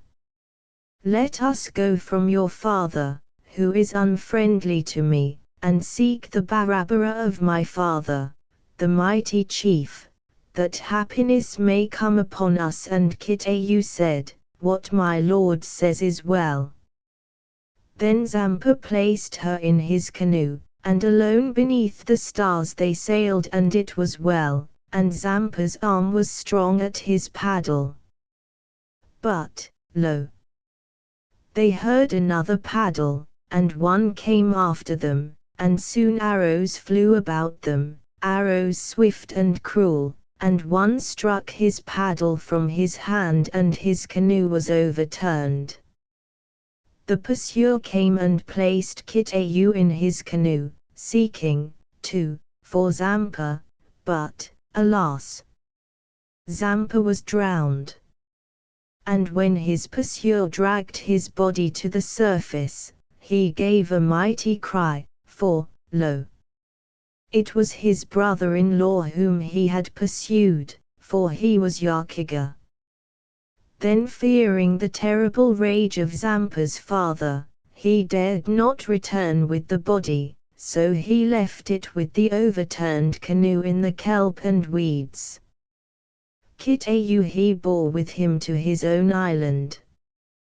There she was sad as the seagulls scream, for the lord she loved was dead. And her father gave her to another Toyon, who was cruel to her, and her life was as a slave's, and she loathed her life until Zampa's child was born to her, and for it she lived. Alas! It was a girl child and her husband hated it, and Kitayu saw nothing for it but to be sold as a slave as was she herself. And she looked by day and by night at the sea, and its cold, cold waves seemed warmer to her than the arms of men. With my girl child I shall go hence, she whispered to herself, and the great unknown spirit will be kind. So by night she stole away in a canoe and steered to sea, ere she knew where she was, reaching the seaweeds where she had journeyed with her young husband. The morning broke, and she saw the weeds and the kelp where her lover had gone from her sight, and, with a glad sigh, she clasped Zampa's child to her breast and sank down among the weeds where he had died. So her tired spirit was at rest, for a woman is happier who dies with him she loves. Now Zampa's father had found his boy's body and mourned over it, and buried it in a mighty cave, the which he had once made for his furs and stores. With it he placed bows and arrows and many valuables in respect for the dead. And Zampa's sister, going to his funeral feast, fell upon a stone with her child, so that both were killed. Then broke the old chief's heart. Beside her brother he laid her in the cave, and gave orders that he himself should be placed there as well, when grief should have made way with him. Then he died of sorrow for his children, and his people interred him in his burial cave, and with him they put much wealth and blankets and weapons. When, therefore, the people of his tribe found the bodies of Kitayu and her child among the kelp, having heard of her love for Zampa, they bore them to the same cave, and, wrapping them in furs, they placed Kitayu beside her beloved husband, and in her burial she found her home and felt the kindness of the Great Spirit. This, then, is the story of the burial cave of Kigamil, and since that day no man dwelt upon the island, and it is known as the Island of the Dead. I'd like to see it, I can tell you, said Ted. Are there any burial caves around here? The Thlinkits do not bury in caves, said Tanana. We used to burn our dead, but often we place them in totem poles. I thought those great poles by your doors were totems, said Ted, puzzled. Yes, said the girl. They are caste totems, and all who are of any rank have them. As we belong to the Raven, or Bear, or Eagle clan, we have the carved poles to show our rank, but the totem of the dead is quite different. It does not stand beside the door, but far away. It is alone, as the soul of the dead in whose honor it is made. It is but little carved. A square hole is cut at the back of the pole, and the body of the dead, wrapped in a matting of cedar bark, is placed within, a board being nailed so that the body will not fall to the ground. A potlatch is given, and food from the feast is put in the fire for the dead person. It seems queer to put weapons and blankets and things to eat on people's graves, said Ted. Why do they do it? Of the dead we know nothing, said Tanana. Perhaps the warrior spirit wishes his arrows in the land of the great unknown. Yes, but he can't come back for them, persisted Ted. At Rangel, Boston man put flowers on his girl's grave, said Kalitan, dryly. She come back and smell posy. Having no answer ready, Ted changed the subject and asked, why do you have the raven at the top of your totem pole? Indian cannot marry same totem, said Kalitan. My father was eagle totem, my mother was raven totem. He carved her totem at the top of the pole, then his totem and those of the family are carved below. The greater the family, the taller the totem. How do you get these totems? Demanded Ted. Clan totems we take from our parents, but a man may choose his own totem. Before he becomes a man he must go alone into the forest to fast, and there he chooses his totem, and he is brother to that animal all his life, and may not kill it. When he comes forth, he may take part in all the ceremonies of his tribe. Why, it is something like knighthood and the vigil at arms and escutcheons, and all those round table things, exclaimed Ted, in delight, for he dearly loved the stirring tales of King Arthur and his knights and the doughty deeds of Camelot. Tell us about that, said Kalitan. So Ted told them many tales in the moonlight, as they sat beneath the shadows of the quaint and curious totem poles of Kalitan's tribe. Footnotes: 9. Chieftain. 10. Canoe. 11. Ducks. Chapter 8. The berry dance. Teddy's month upon the island stretched out into 2. His father came and went, finding the boy so happy and well that he left him with an easy mind. Ted's fair skin was tanned to a warm brown, and, clad in Indian clothes, save for his aureole of copper-colored hair, so strong a contrast to the straight black locks of his Indian brothers, he could hardly be told from one of the island lads who roamed all day by wood and shore. They called him Yakso Pilchakaman, 12, and all the village liked him. Tanana's marriage feast was held, and she and Tajiya went to housekeeping in a little hut, where the one room was as clean and neat as could be, and not a bit like the dirty rooms of some of the natives. Tanana spent all her spare time weaving beautiful baskets, for her slim fingers were very skillful. Some of the baskets which she made out of the inner bark of the willow tree were woven so closely that they would hold water, and Teddy never tired of watching her weave the gay colors in and out, nor of seeing the wonderful patterns grow. Tajiya would take them to the mainland when she had enough made, and sell them to the travelers from the States. Meantime Tajiya himself was very, very busy carving the totem pole for his new home, for Tanana was a chieftain's daughter, and he, too, was of high caste, and their totem must be carved and stand 100 feet high beside their door, lest they be reproached.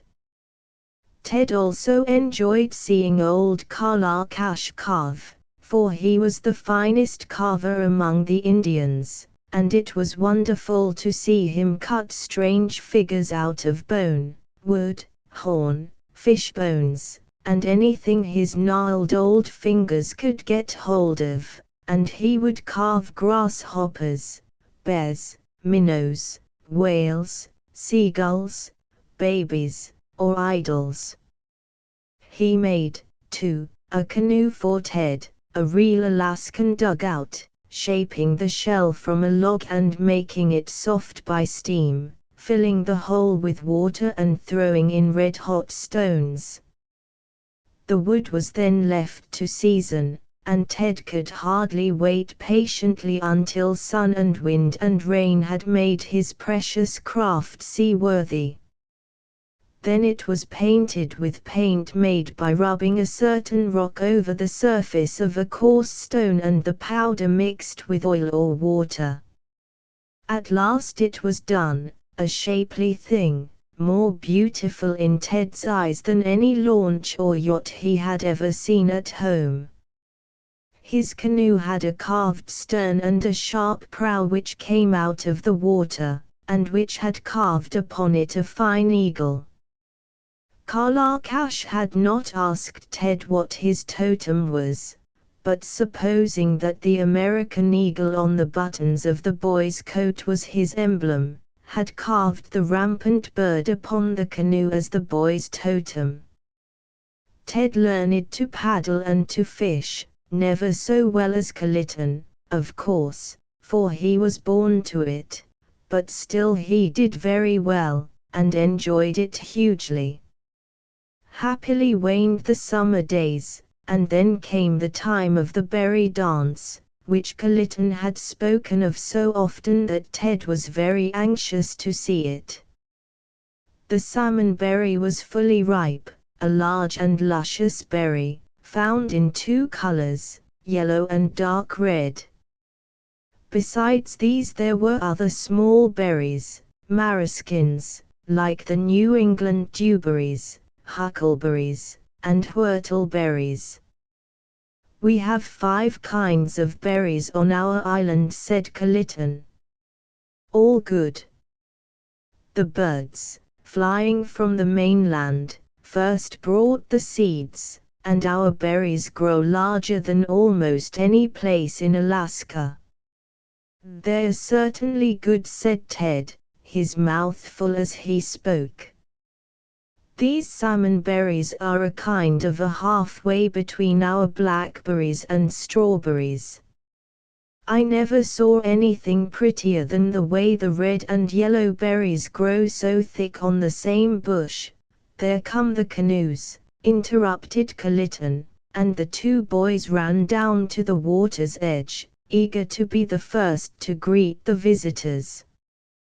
Tyee was giving a feast to the people of the neighboring islands, and a dozen canoes glided over the water from different directions. The canoes were all gaily decorated, and they came swiftly onward to the weird chant of the paddlers, which the breeze wafted to the listeners' ears in a monotonous melody. Everyone in the village had been astir since daybreak, preparing for the great event. Parallel lines had been strung from the chief's house to the shore, and from these were hung gay blankets, pieces of bright calico, and festoons of leaves and flowers.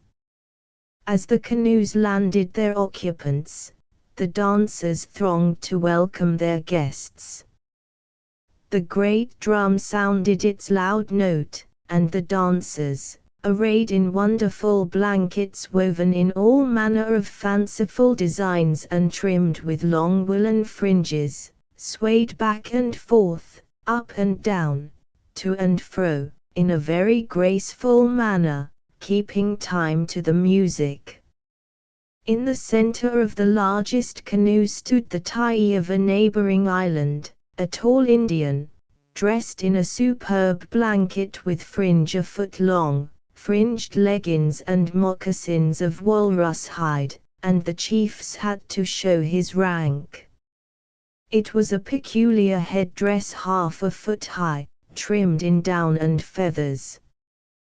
The Thai, in perfect time to the music, swayed back and forth, never ceasing for a moment, shaking his head so that the down was wafted in a snowy cloud all over him. As the canoes reached the shallows, the shore Indians dashed into the water to draw them up to land, and the company was joyously received. Teddy was delighted, for in one of the canoes was his father, whom he had not seen for several weeks. After the greetings were over, the dancers arranged themselves in opposite lines, men on one side, women on the other, and swayed their bodies while the drum kept up its unceasing tum-tum-tum. "It's a little bit like square dances at home," said Ted. "It's ever so pretty, isn't it? First they sway to the right, then to the left, over and over and over.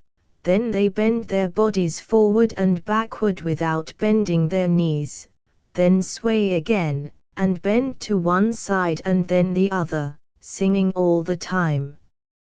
Isn't it odd, Father?" "It certainly is, but it's very graceful," said Mr. Strong.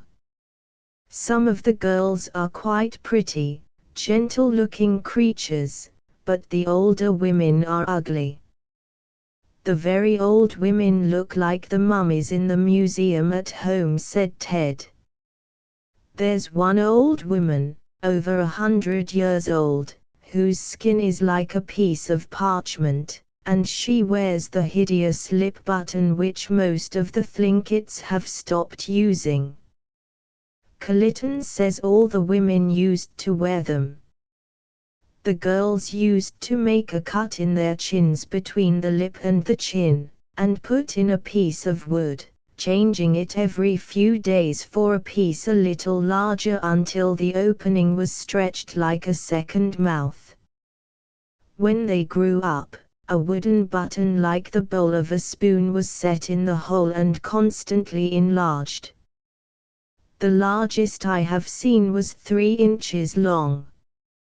Isn't it a curious idea, Father?" "It certainly is, but there is no telling what women will admire.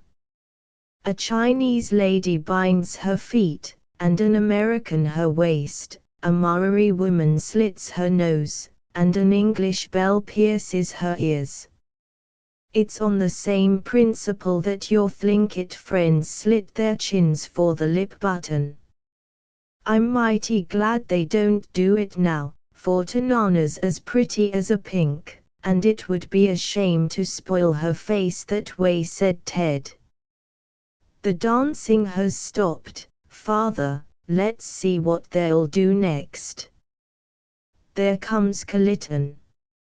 A feast of berries was to follow the dance, and Kalitan led Mr. Strong and Ted to the chief's house, which was gaily decorated with blankets and bits of bright cloth. A table covered with a cloth was laid around 3 sides of the room, and on this was spread hardtack and huge bowls of berries of different colors. These were beaten up with sugar into a foamy mixture, pink, purple, and yellow, according to the color of the berries, which tasted good and looked pretty. Ted and Kalitan had helped gather the berries, and their appetites were quite of the best. Mr. Strong smiled to see how the once fussy little gentleman helped himself with a right goodwill to the Indian dainties of his friends. Many pieces of goods had been provided for the potlatch, and these were given away, given and received with dignified politeness. There was laughing and merriment with the feast, and when it was all over, the canoes floated away as they had come, into the sunset, which gilded all the sea to rosy, golden beauty. Ted's share of the potlatch was a beautiful blanket of Tanana's weaving, and he was delighted beyond measure. "You're a lucky boy," Ted said his father. "People pay as high as $6 to $5 for an Alaskan blanket, and not always a perfect one at that. Many of the Indians are using dyed yarns to weave them, but yours is the genuine article, made from white goat's wool, long and soft, and dyed only in the native reds and blacks. We shall have to do something nice for Tanana when you leave. I'd like to give her something, and Kalitan, too." Ted's face looked very grave. "When do I have to go, father?" "Right away, I'm afraid," was the reply. "I've let you stay as long as possible, and now we must start for our northern trip, if you are to see anything at all of mines and Eskimos before we start home. The mail steamer passes Nutsk day after tomorrow, and we must go over there in time to take it." "Yes, sir," said Ted, forlornly. He wanted to see the mines and all the wonderful things of the far north, but he hated to leave his Indian friends. "What's the trouble, Ted?" His father laid his hand on his shoulder, disliking to see the bright face so clouded. "I was only thinking of Kalitan," said Ted. "Suppose we take Kalitan with us," said Mr. Strong. "Oh, Daddy, could we really?" Ted jumped in excitement. "I'll ask the Thai if he will lend him to us for a month," said Mr. Strong, and in a few minutes it was decided, and Ted, with one great bear's hug to thank his father, rushed off to find his friend and tell him the glorious news. Footnote 12, Copperhair. Chapter 9. On the way to Nome. "Well, boys, we're off for a long sail, and I'm afraid you will be rather tired with the steamer before you are done with her," said Mr. Strong. They had boarded the mail steamer late the night before, and, going right to bed, had wakened early next day and rushed on deck to find the August sun shining in brilliant beauty, the islands quite out of sight, and naught but sea and sky around and above them. "Oh, I don't know, we'll find something to do," said Teddy. "You'll have to tell us lots about the places we pass, and, if there aren't any other boys on board, Kalitan and I will be together." "What's the first place we stop?" "We passed the Kenai Peninsula in the night. I wish you could have caught a glimpse of some of the waterfalls, volcanoes, and glaciers. They are as fine as any in Alaska," said Mr. Strong. "Our next stop will be Kodiak Island." "Kodiak Island was once near the mainland," said Kalitan. "There was only the narrowest passage of water, but a great Kenai otter tried to swim the pass, and was caught fast. He struggled so that he made it wider and wider, and at last pushed Kodiak way out to sea." "He must have been a whopper," said Ted, "to push it so far away." "Is that the island?" "Yes," said his father.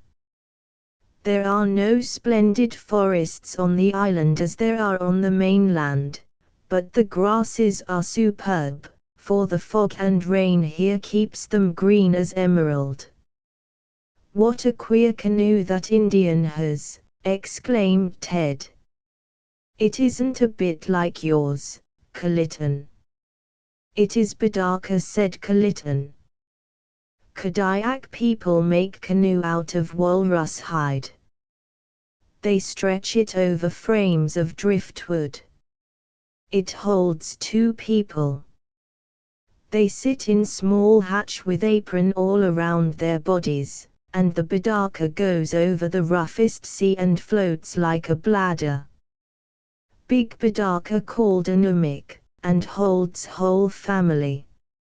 Someone has called the Bidakas the Cossacks of the sea, said Mr. Strong.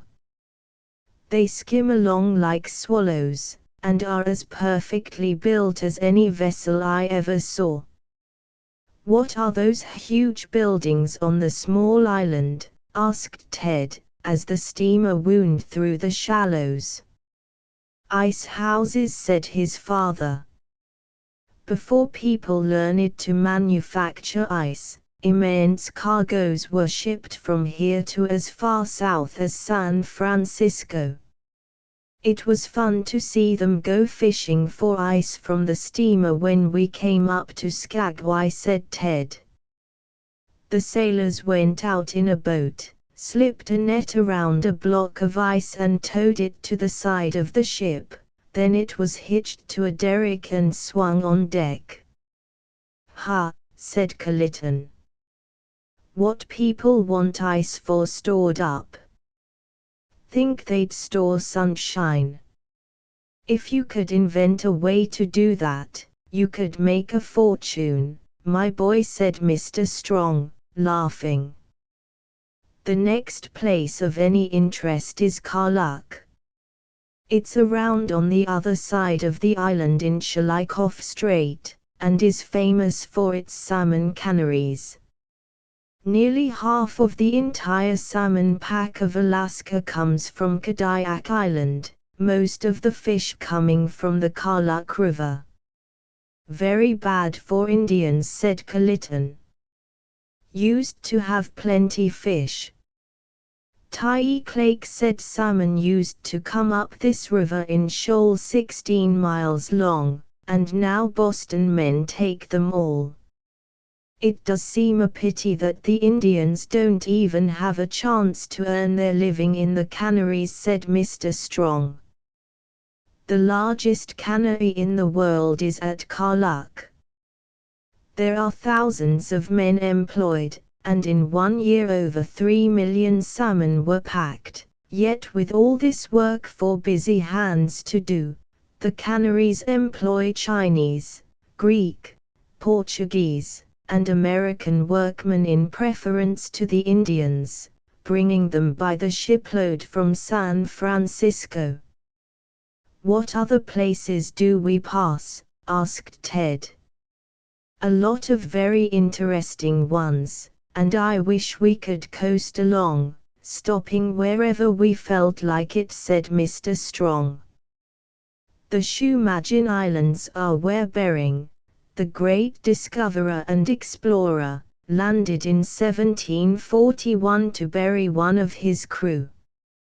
Codfish were found there, and Captain Cook, in his voyages and discoveries, speaks of the same fish. There is a famous fishery there now called the Davidson Banks, and the cod fishing fleet has its headquarters on Popoff Island. Millions of codfish are caught here every year. These islands are also a favorite haunt of the sea otter. Bilovsky, at the foot of Mount Pavlov, is the center of the trade. Mount Shishaldin. What kind of fur is otter? Asked Ted, whose mind was so inquiring that his father often called him the living catechism. It is the court fur of China and Russia, and at one time the common people were forbidden by law to wear it, said Mr. Strong. It is a rich, purplish brown sprinkled with silver-tipped hairs, and the skins are very costly. At one time anyone could have otter, said Kalitan.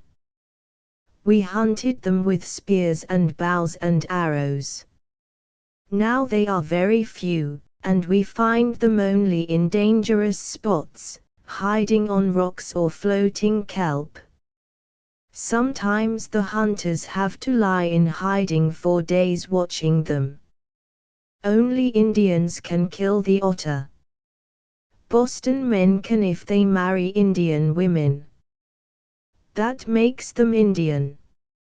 Rather puts otter at a discount and women at a premium, laughed Mr. Strong. Now we pass along near the Alaska Peninsula, past countless isles and islets, through the Fox Islands to Unalaska, and then into the Bering Sea. One of the most interesting things in this region is called the Pacific Ring of Fire, a chain of volcanoes which stretches along the coast. Often the passengers can see from the ships at night a strange red glow over the sky, and know that the fire mountains are burning. The most beautiful of these volcanoes is Mount Shishaldin, nearly 9,000 feet high, and almost as perfect a cone in shape as Fujiyama, which the Japanese love so much and call the Honorable Mountain. At Unalaska or Ilinlink, the curving beach, we stop. If we could stay over for a while, there are a great many interesting things we could see. An old Greek church and the government school are in the town, and Bogoslov's volcano and the sea lion rookeries are on the island of St. John, which rose right up out of the sea in 1796 after a day's roaring and rumbling and thundering. In 1815 there was a similar performance, and from time to time the island has grown larger ever since.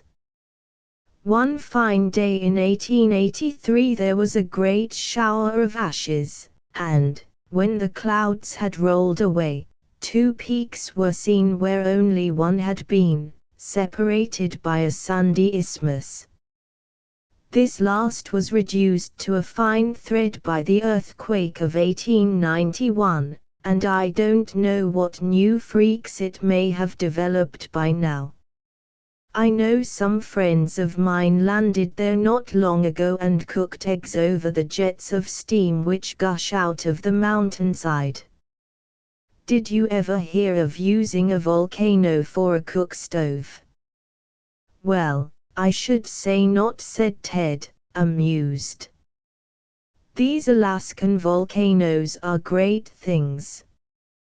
The one called Markushin has a crater filled with snow in a part of which there is always a cloud of sulphurous smoke. That's making extremes meet, isn't it?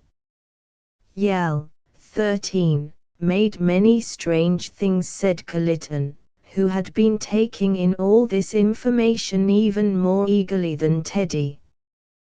He first dwelt on Nass River, and turned 2 blades of grass into the first man and woman. Then the Thlinkits grew and prospered, till darkness fell upon the earth. A Thlinkit stole the sun and hid it in a box, but Yell found it and set it so high in the heavens that none could touch it. Then the Thlinkits grew and spread abroad. But a great flood came, and all were swept away save 2, who tossed long upon the flood on a raft of logs until Yell pitied, and carried them to Mount Edgecumbe, where they dwelt until the waters fell. Old Kalakash tells this story, and he says that one of these people, when very old, went down through the crater of the mountain, and, given long life by Yell, stays there always to hold up the earth out of the water. But the other lives in the crater as the thunderbird, Hartler, whose wing flap is the thunder and whose glance is the lightning. The osprey is his totem, and his face glares in our blankets and totems. "I've wondered what that fierce bird was," said Teddy, who was always quite carried away with Kalitan's strange legends. "Well, what else do we see on the way to Nome, father?" "The most remarkable thing happening in the Bering Sea is the seal industry, but I do not think we pass near enough to the islands to see any of that. You'd better run about and see the ship now," and the boys needed no second permission. It was not many days before they knew everybody on board, from captain to deck hands, and were prime favorites with them all. Ted and Kalitan enjoyed every moment. There was always something new to see or hear, and ere they reached their journey's end, they had heard all about seals and sealing, although the famous Pribilof Islands were too far to the west of the vessel's route for them to see them. They sighted the United States Revenue cutter which plies about the Seal Islands to keep off poachers, for no one is allowed to kill seals or to land on this government reservation except from government vessels. The scent of the rookeries, where millions of seals have been killed in the last 100 years, is noticed far out at sea, and often the barking of the animals can be heard by passing vessels. "Why is seal skin so valuable, father?" asked Ted. "It has always been admired because it is so warm and soft," replied Mr. Strong. "All the ladies fancy it, and it never seems to go out of fashion. There was a time, when the Pribilof Islands were first discovered, that seal skins were so plentiful that they sold in Alaska for $1 apiece. Hunters killed so many, killing old and young, that soon there were scarcely any left. So a law was passed by the Russian government forbidding any killing for 5 years. Since the Americans have owned Alaska, they have protected the seals, allowing them to be killed only at certain times, and only male seals from 2 to 4 years old are killed. The Indians are always the killers, and are wonderfully swift and clever, never missing a blow and always killing instantly, so that there is almost no suffering." "How do they know where to find the seals?" asked Ted. "For half the year the seals swim about the sea, but in May they return to their favorite haunts. In these rookeries families of them herd on the rocks, the male staying at home with his funny little black puppies, while the mother swims about seeking food. The seals are very timid, and will rush into the water at the least strange noise. A story is told that the barking of a little pet dog belonging to a Russian at one of the rookeries lost him $100,000. For the seals took fright and scurried away before anyone could say Jack Robinson." "Rather an expensive pup," commented Ted. "But what about the seals, Daddy? You seem to think I am an encyclopedia on the seal question," said his father. "There is not much else to tell you. How can they manage always to kill the right ones?" demanded Ted. "The gay bachelor seals herd together away from the rest and sleep at night on the rocks. Early in the morning the aleus slip in between them and the herd and drive them slowly to the killing ground, where they are quickly killed and skinned and the skins taken to the salting house. The Indians use the flesh and blubber, and the climate is such that before another year the hollow bones are lost in the grass and earth." "What becomes of the skins after they are salted?" "They are usually sent to London, where they are prepared for market. The work is all done by hand, which is one reason that they are so expensive. They are first worked in sawdust, cleaned, scraped, washed, shaved, plucked, dyed with a hand brush from 8 to 12 times, washed again and freed from the least speck of grease by a last bath in hot sawdust or sand. "I don't wonder a sealskin coat costs so much," said Ted, "if they have got to go through all that performance. I wish we could have seen the islands, but I'd hate to see the seals killed. It doesn't seem like hunting just to knock them on the head. It's too much like the stockyards at home." "Yes, but it's a satisfaction to know that it's done in the easiest possible way for the animals." "What a lot you are learning way up here in Alaska, aren't you, son? Tomorrow we'll be at Nome, and then your head will be so stuffed with mines and mining that you will forget all about everything else." "I don't want to forget any of it," said Ted. "It's all bully." Footnote 13. Yell, embodied in the raven, is the Thlinkit Great Spirit. Chapter X. In the Gold Country, a low, sandy beach, without a tree to break its level, rows of plain frame houses, some tents and wooden shanties scattered about, the surf breaking over the shore in splendid foam. This was Teddy's first impression of Nome. They had sailed over from St. Michael's to see the great gold fields, and both the boys were full of eagerness to be on land. It seemed, however, as if their desires were not to be realized, for landing at Nome is a difficult matter. Nome is on the south shore of that part of Alaska known as Sword Peninsula, and it has no harbor. It is on the open sea coast and catches all the fierce storms that sweep northward over Bering Sea. Generally, seacoast towns are built in certain spots because there is a harbor, but Nome was not really built. It just growed, for, when gold was found there, the miners sat down to gather the harvest, caring nothing about a harbor. Ships cannot go within a mile of land, and passengers have to go ashore in small lighters. Sometimes when they arrive, they cannot go ashore at all, but have to wait several days, taking refuge behind a small island 10 miles away, lest they drag their anchors and be dashed to pieces on the shore.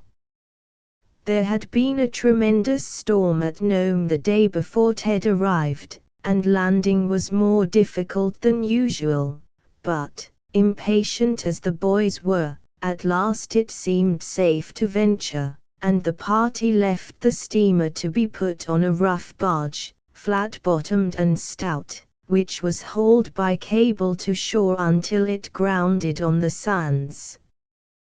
They were then put in a sort of wooden cage, let down by chains from a huge wooden beam, and swung round in the air like the unloading cranes of a great city, over the surf to a high platform on the land.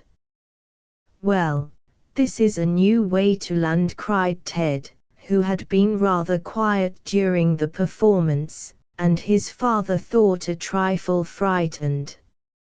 "It's a sort of a balloon ascension, isn't it? It must be rather hard for the miners, who have been waiting weeks for their mail, when the boat can't land her bags at all," said Mr. Strong. "That sometimes happens. From November to May, Nome is cut off from the world by snow and ice. The only news they receive is by the monthly mail when it comes. Over at Kronstadt the Russians have ice-breaking boats which keep the Baltic clear enough of ice for navigation, and plow their way through ice 14 feet thick for 200 miles. The Nome miners are very anxious for the government to try this iceboat service at Nome. "Why did people settle here in such a forlorn place?" asked Ted, as they made their way to the town, which they found anything but civilized. "I like the Indian houses on the island better than this." "Your island is more picturesque," said Mr. Strong, "but people came here for what they could get." In 1898 gold was discovered on Anvil Creek, which runs into Snake River, and this turned people's eyes in the direction of Nome. Miners rushed here and set to work in the gulch's inland, but it was not till the summer of 1899 that gold was found on the beach. A soldier from the barracks, "You know this is part of a United States military reservation," found gold while digging a well near the beach, and an old miner took out $1,200 worth in 20 days. Then a perfect frenzy seized the people. They flocked to Nome from far and near. They camped on the beach in hundreds and staked their claims. Between 1,000 and 2,000 men were at work on the beach at one time, yet so good-natured were they that no quarrels seemed to have occurred. Doctors, lawyers, barkeepers, and all dropped their business and went to rocking, as they call beach mining. "Let's watch those two men. They have evidently staked a claim together. Oh, Dad, let's hurry and go and see it," cried Ted, as they hurried through their dinner at the hotel.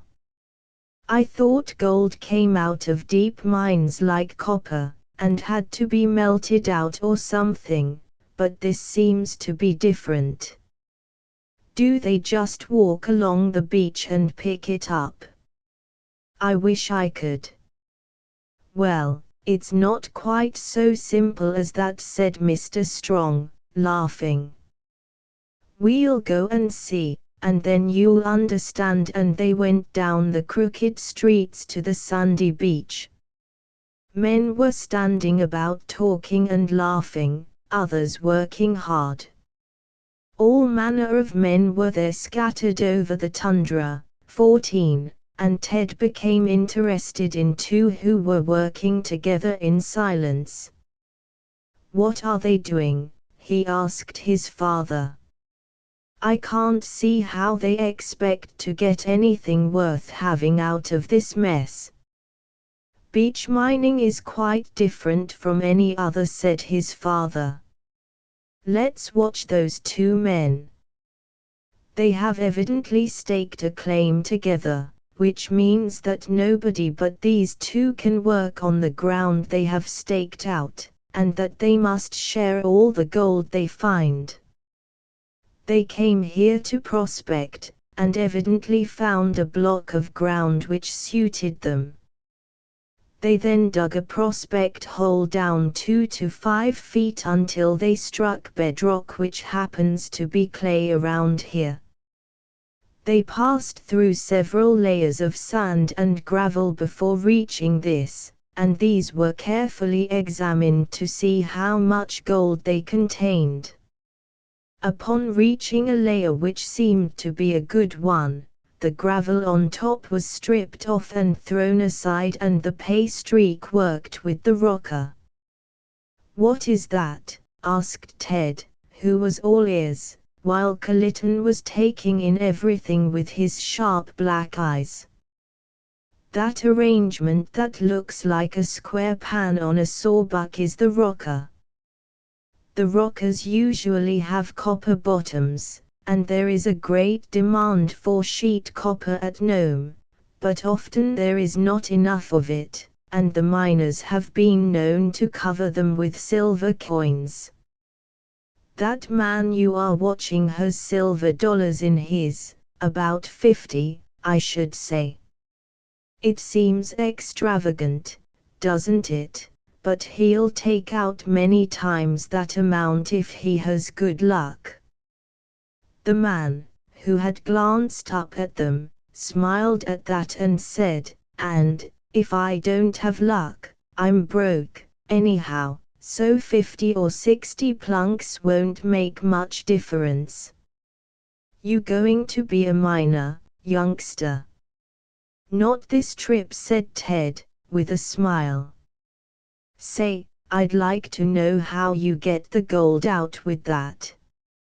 "At first we used to put a blanket in the rocker, and wash the pay dirt on that. Our prospect hole has water in it, and we can use it over and over. Some of the holes are dry, and there the men have to pack their pay dirt down to the shore and use surf water for washing. Most of our gold is so fine that the blanket didn't stop it, so now we use quick. I reckon you'd call it mercury, but we call it quick. You see, it saves time, and work time up here is so short, on account of winter setting in so early, that we have to save up our spare minutes and not waste 'em on long words." Ted grinned cheerfully and asked, "What do you do with the quick?" "We paint it over the bottom of the rocker, and it acts like a charm and catches every speck of gold that comes its way as the dirt is washed over it. The quick and the gold make a sort of amalgam." "But how do you get at the gold after it amalgams, or whatever you call it?" asked Ted. "Sure, we fry it in the frying pan, and it's elegant pancakes it makes," said the man. "See here," and he pulled from his pocket several flat masses that looked like pieces of yellow sponge. "This is pure gold. All the quick has gone off, and this is the real stuff, just as good as money. An ounce will buy $16 worth of anything in Nome." "It looks mighty pretty," said Ted. "Seems to me it's redder than any gold I ever saw." "It is," said his father. "Nome Beach gold is redder and brighter than any other Alaskan gold. I guess I'll have to get you each a piece for a souvenir," and both boys were made happy by the present of a quaintly shaped nugget, bought by Mr. Strong from the very miner who had mined it, which of course added to its value. "You're gathering quite a lot of souvenirs," Ted said his father. "It's a great relief that you have not asked me for anything alive yet. I have been expecting a modest request for a Malamute or a husky pup, or perhaps a pet reindeer to take home, but so far you have been quite moderate in your demands." "Kalitan never asks for anything," said Ted. "I asked him once why it was, and he said Indian boys never got what they asked for, that sometimes they had things given to them that they hadn't asked for, but, if he asked the Thai for anything, all he got was good Indian get things for himself, and he had to go to work to get the thing he wanted. I guess it's a pretty good plan, too, for I notice that I get just as much as I did when I used to tease you for things," Teddy added, sagely. "Wise boy," said his father. "You're certainly more agreeable to live with. The next thing you are to have is a visit to an Esquimau village, and, if I can find some of the Esquimau carvings, you shall have something to take home to Mother." "Kalitan, what would you like to remember the Esquimaux by?" Kalitan smiled and replied, simply, "Mucklucks." "What are mucklucks?" demanded Ted. "Esquimau moccasins," said Mr. Strong. Well, you shall both have a pair, and they are rather pretty things, too, as the Eskimos make them. Footnote 14. The name given to the boggy soil of the beach. Chapter 11. Afternoon tea in an igloo. The Eskimo village was reached across the tundra, and Teddy and Kalitan were much interested in the queer houses.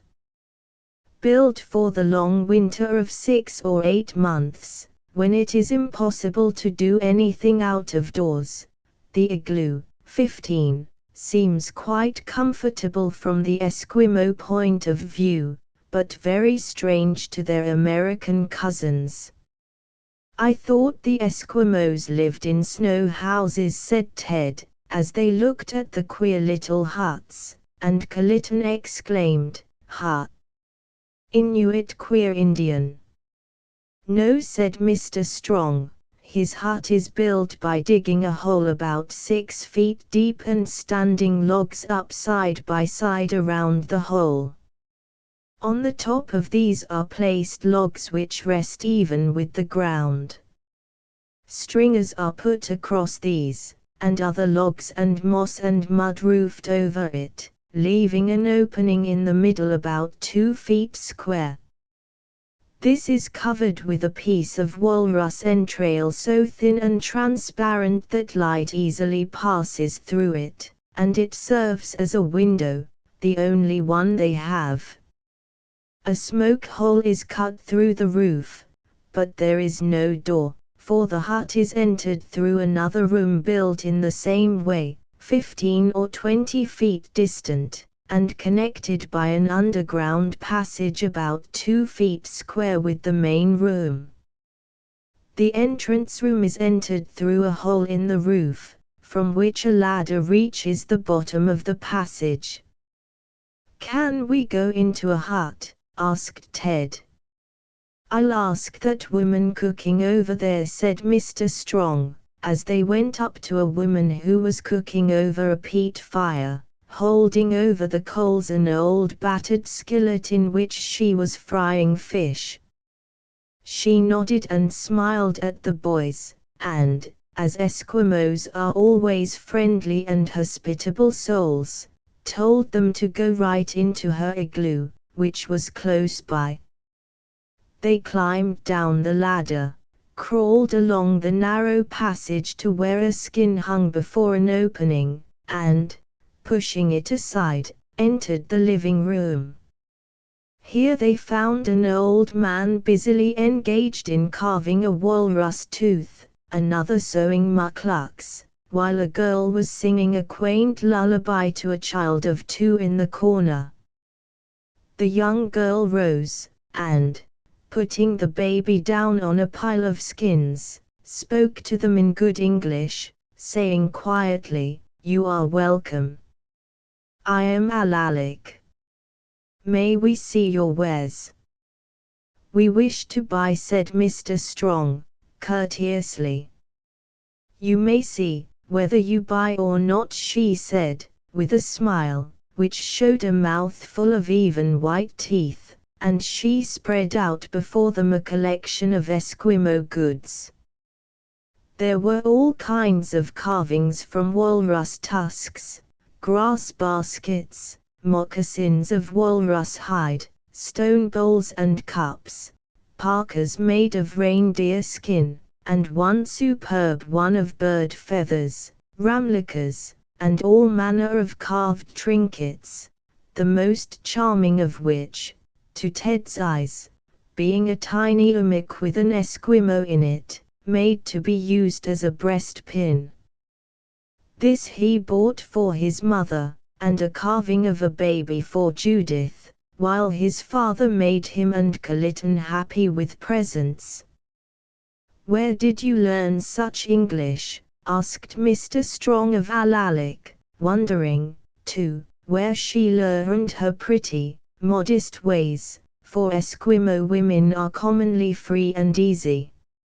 "I was for 2 years at the mission at Holy Cross," she said. "There I learned much that was good. Then my mother died, and I came home, She spoke simply, and Mr. Strong wondered what would be the fate of this sweet-faced girl. "Did you learn to sew from the sisters?" asked Ted, who had been looking at the garments she had made, in which the stitches, though made in skins and sewn with deer sinew, were as even as though done with a machine. "Oh, no," she said. "We learn that at home. When I was no larger than Zach's Reiner there, my mother taught me to braid thread from deer and whale sinew, and we must sew very much in winter if we have anything to sell when summer comes. It is very hard to get enough to live. Since the Boston men come, our people waste the summer in idleness, so we have nothing stored for the winter's food. Hundreds die and many sicknesses come upon us. In the village where my people lived, in each house lay the dead of what the Boston men called measles, and there were not left enough living to bury the dead. Only we escaped, and a black gown came from the mission to help, and he took me and Antisaluk, my brother, to the school.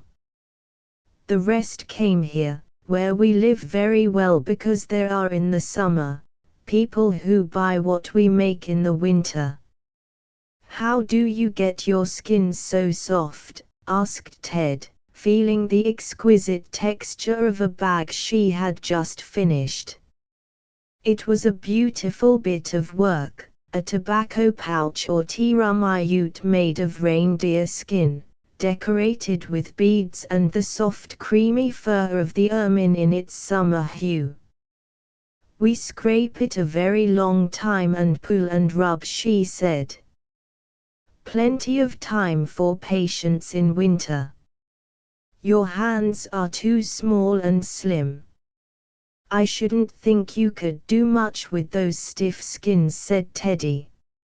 Alalik smiled at the compliment, and a little flush crept into the clear olive of her skin. She was clean and neat, and the igloo, though close from being shut up, was neater than most of the Esquimau houses.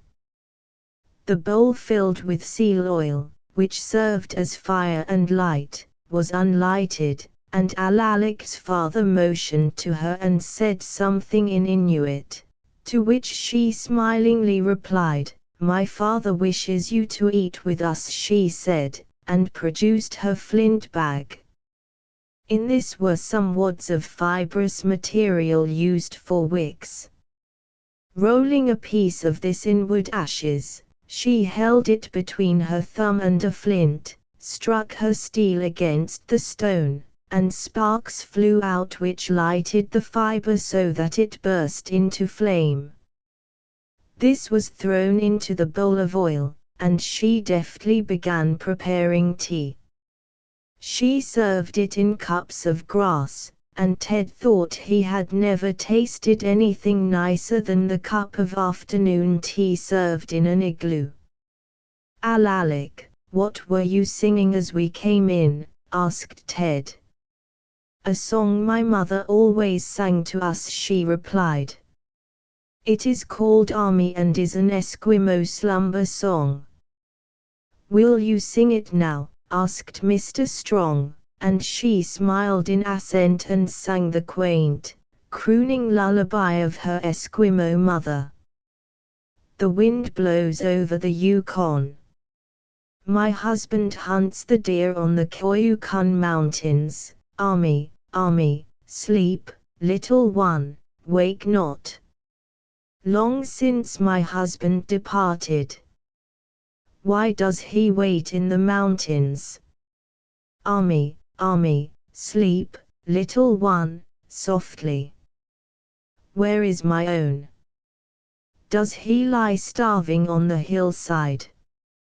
Why does he linger? Comes he not soon, I will seek him among the mountains. Army, army, sleep, little one, sleep. The crow has come laughing. His beak is red, his eyes glisten, the false one. Thanks for a good meal to Cusco Kala the shaman. On the sharp mountain quietly lies your husband. Ami, Ami, sleep, little one, wake not.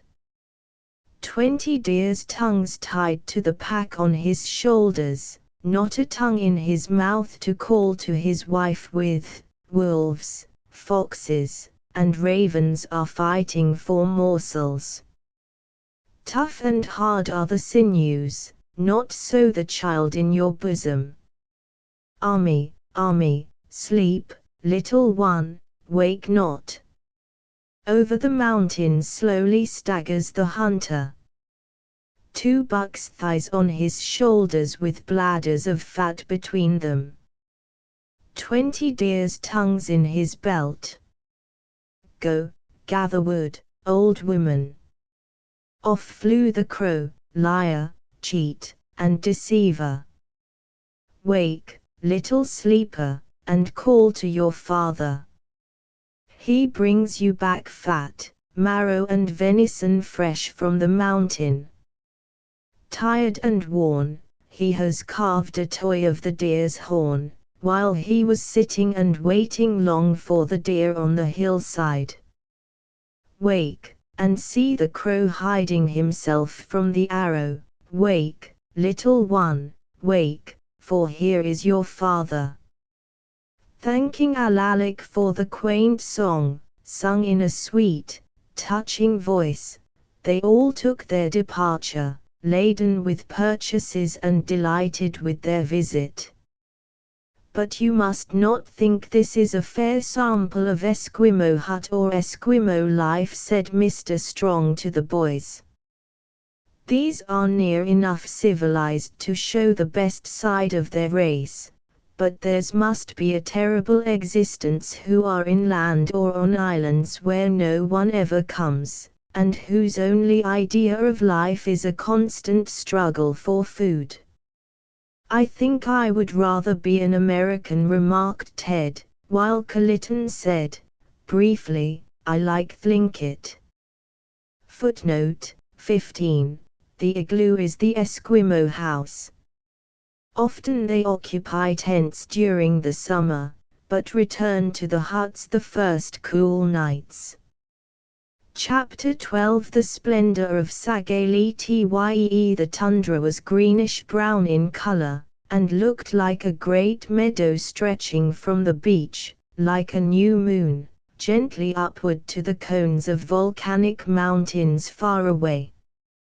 The ground, frozen solid all the year, thaws out for a foot or two on the surface during the warm months, and here and there were scattered wild flowers, spring beauties, purple primroses, yellow anemone, and saxifrages bloomed in beauty, and wild honeybees, gay bumblebees, and fat mosquitoes buzzed and hummed everywhere.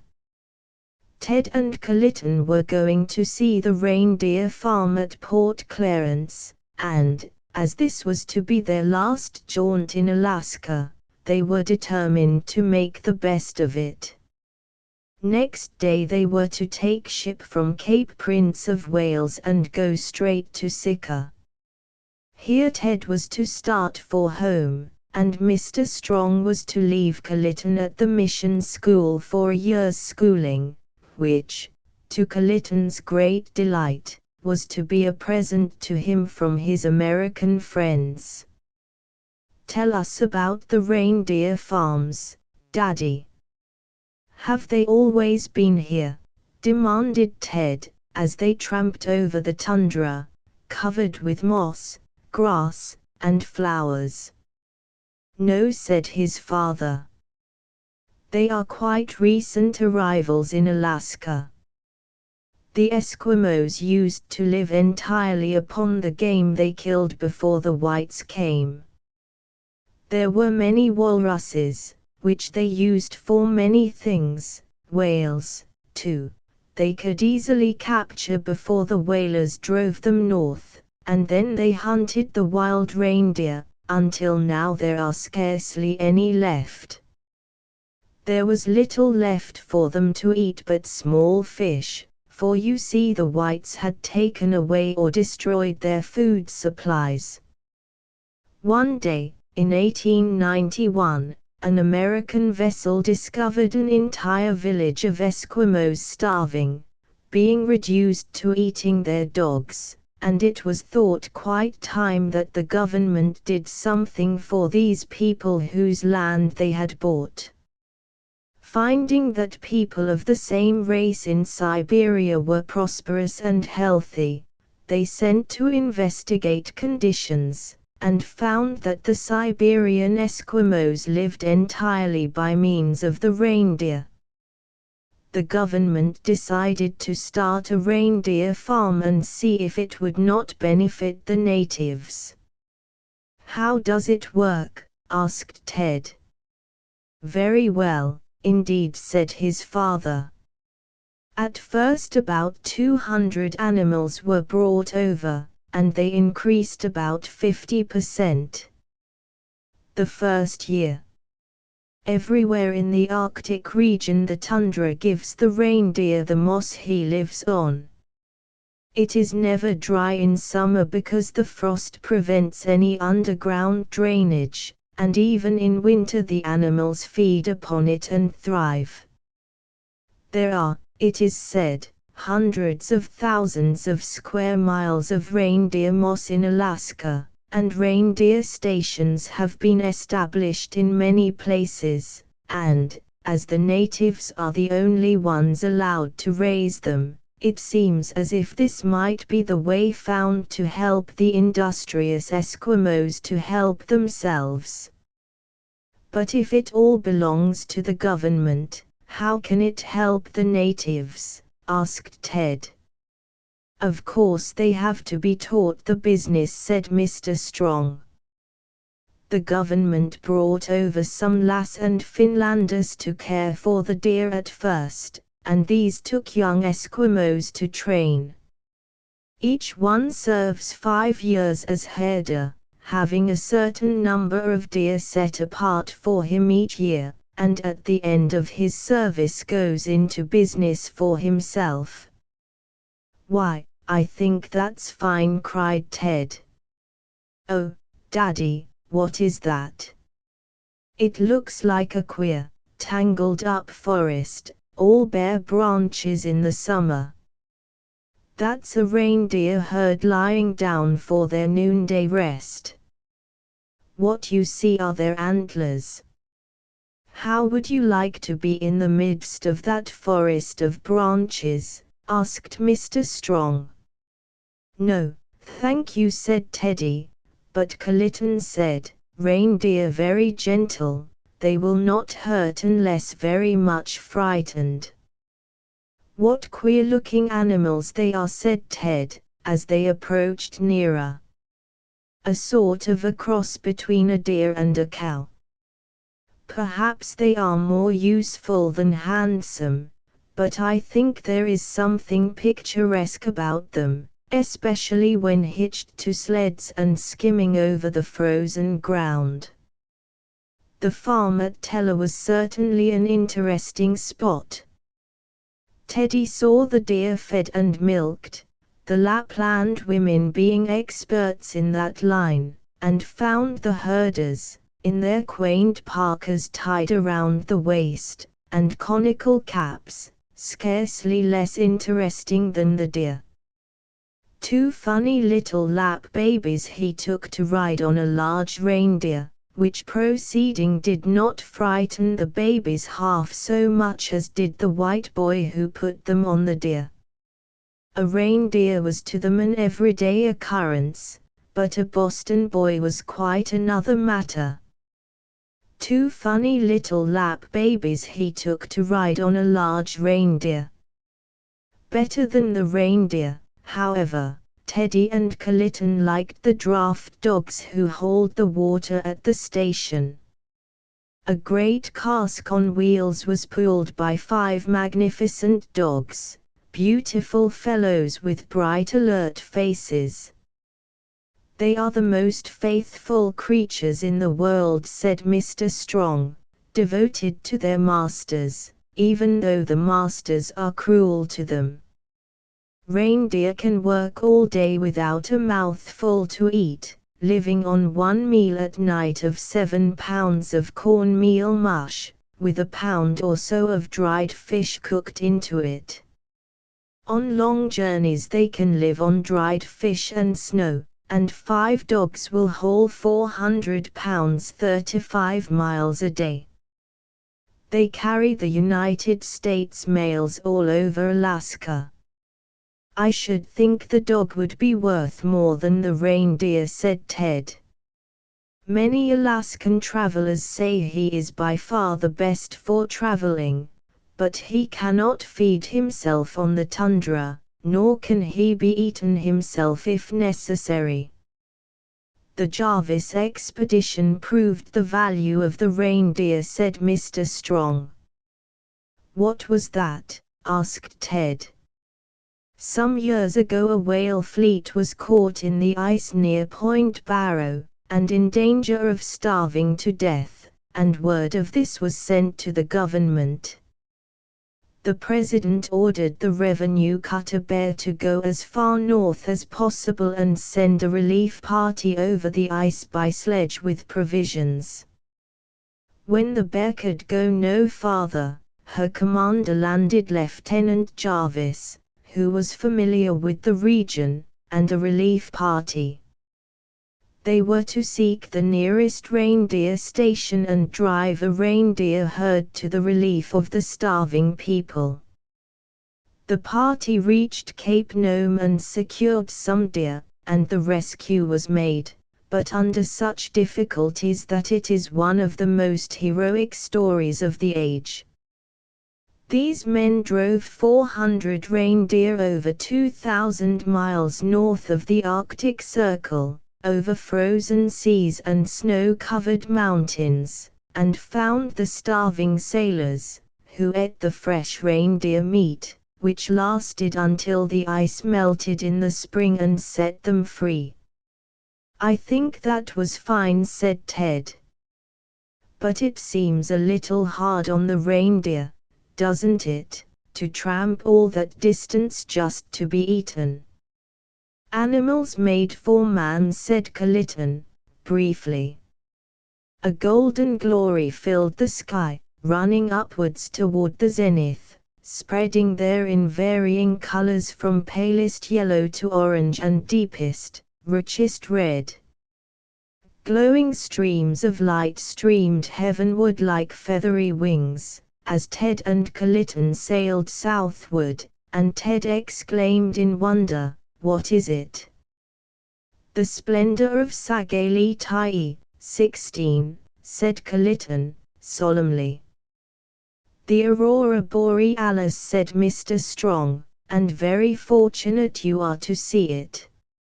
"Indeed, Teddy, you seem to have brought good luck, for everything has gone well this trip. Our faces are turned homeward now, but we will have to come again next summer and bring Mother and Judith." "I'll be glad to get home to Mother again," said Ted. Then noting Kalitan's wistful face, "We'll find you at Sika and go home with you to the island," and he put his arm affectionately over the Indian boy's shoulder. Kalitan pointed to the sky, whence the splendor was fading, and a flock of birds was skimming southwards. "From the sky fades the splendor of Sagalitai," he said. "The summer is gone, the birds fly southward. The light goes from me when my white brother goes with the birds. Unless he return with them, all is dark for Kalitan." The end. Footnote 16. Way Up High Chief, i.e., God. The Little Cousin series, the most delightful and interesting accounts possible of child life in other lands, filled with quaint sayings, doings, and adventures. Each one volume, 12 mo. Decorative cover, cloth, with 6 or more full-page illustrations in color. Price per volume 60 cents by Mary Hazelton Wade, unless otherwise indicated. Our Little African Cousin, Our Little Alaskan Cousin by Mary F. Nixon-Roulet, Our Little Arabian Cousin by Blanche McManus, Our Little Armenian Cousin, Our Little Brown Cousin, Our Little Canadian Cousin by Elizabeth R. MacDonald, Our Little Chinese Cousin by Isaac Taylor Headland, Our Little Cuban Cousin, Our Little Dutch Cousin by Blanche McManus, Our Little English Cousin by Blanche McManus, Our Little Eskimo Cousin, Our Little French Cousin by Blanche McManus, Our Little German Cousin, Our Little Hawaiian Cousin, Our Little Hindu Cousin by Blanche McManus, Our Little Indian Cousin, Our Little Irish Cousin, Our Little Italian Cousin, Our Little Japanese Cousin, Our Little Jewish Cousin, Our Little Korean Cousin by H. Lee M. Pike, Our Little Mexican Cousin by Edward C. Butler, Our Little Norwegian Cousin, Our Little Panama Cousin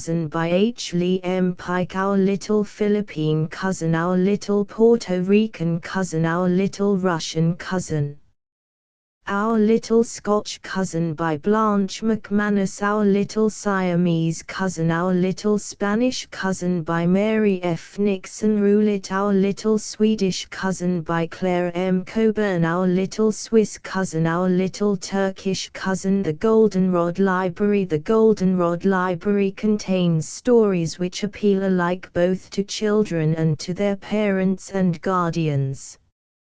Each volume is well illustrated from drawings by competent artists, which, together with their handsomely decorated uniform binding, showing the goldenrod, usually considered the emblem of America, is a feature of their manufacture.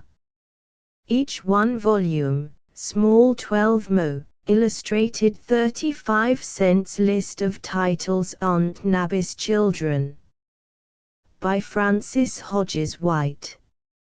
Child's Dream of a Star, by Charles Dickens. Flight of Rosie Dawn, by Pauline Bradford Mackey. Findlekind, by Ueda. Fairy of the Rhone, by A Cummins Cargatti and I. By Francis E. Crompton. Helena's Wonderworld, by Frances Hodges White. Jerry's Reward, by Evelyn Sneed Barnett.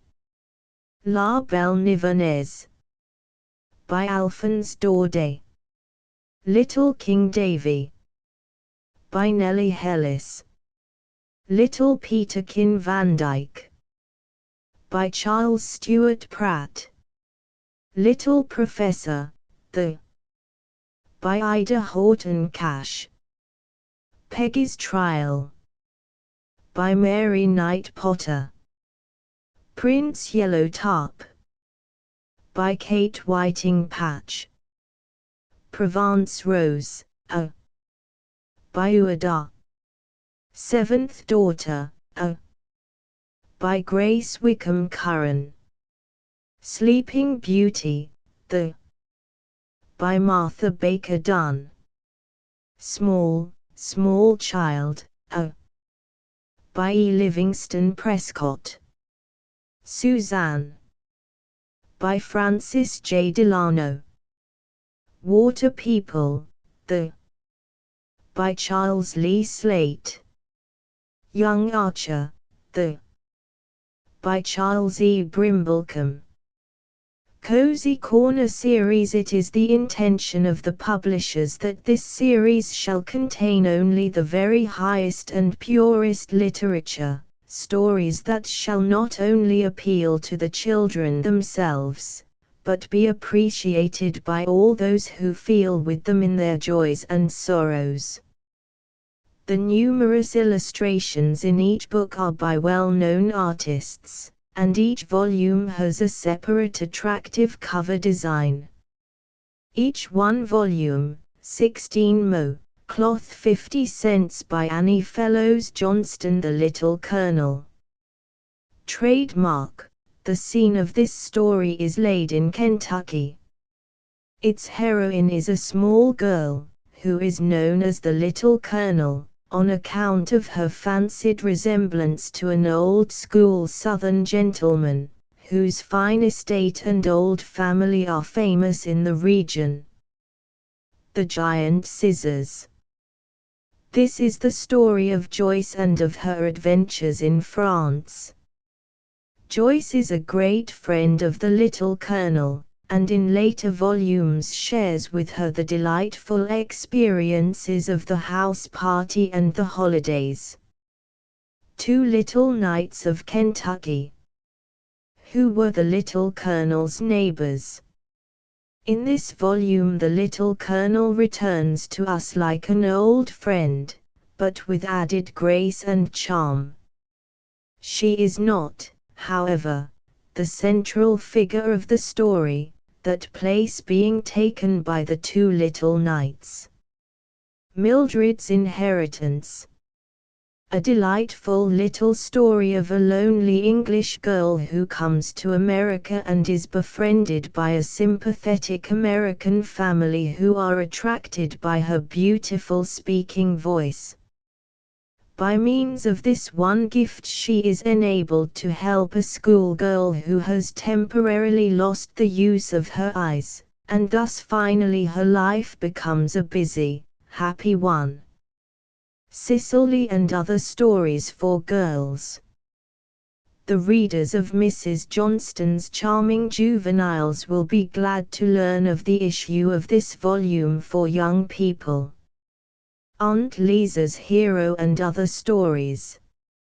A collection of 6 bright little stories, which will appeal to all boys and most girls. Big Brother. A story of 2 boys. The devotion and care of Stephen, himself a small boy, for his baby brother, is the theme of the simple tale. Ole Mammy's Torment. Ole Mammy's Torment has been fitly called a classic of Southern life. It relates the haps and mishaps of a small Negro lad, and tells how he was led by love and kindness to a knowledge of the right. The Story of Dago. In this story Mrs. Johnston relates the story of Dago, a pet monkey, owned jointly by 2 brothers. Dago tells his own story, and the account of his haps and mishaps is both interesting and amusing. The Quilt That Jack Built. A pleasant little story of a boy's labor of love, and how it changed the course of his life many years after it was accomplished. Flip's Islands of Providence. A story of a boy's life battle, his early defeat, and his final triumph, well worth the reading. By Edith Robinson. A Little Puritan's First Christmas. A story of colonial times in Boston, telling how Christmas was invented by Betty Sewell, a typical child of the Puritans, aided by her brother Sam. A Little Daughter of Liberty. The author introduces this story as follows. One ride is memorable in the early history of the American Revolution, the well-known ride of Paul Revere. Equally deserving of commendation is another ride, the ride of Anthony Seven, which was no less historic in its action or memorable in its consequences. A Loyal Little Maid. A delightful and interesting story of revolutionary days, in which the child heroine, Betsy Schuyler, renders important services to George Washington.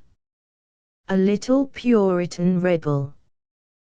This is an historical tale of a real girl, during the time when the gallant Sir Harry Vane was governor of Massachusetts. A Little Puritan Pioneer. The scene of this story is laid in the Puritan settlement at Charlestown. A Little Puritan-Bound Girl. A story of Boston in Puritan days, which is of great interest to youthful readers. A Little Puritan Cavalier. The story of a little Puritan cavalier who tried with all his boyish enthusiasm to emulate the spirit and ideals of the dead Crusaders. A Puritan knight-errant. The story tells of a young lad in colonial times who endeavored to carry out the high ideals of the knights of olden days. Bayouda, Louise de la Ramée, A Dog of Flanders, A Christmas Story. Too well and favorably known to require description.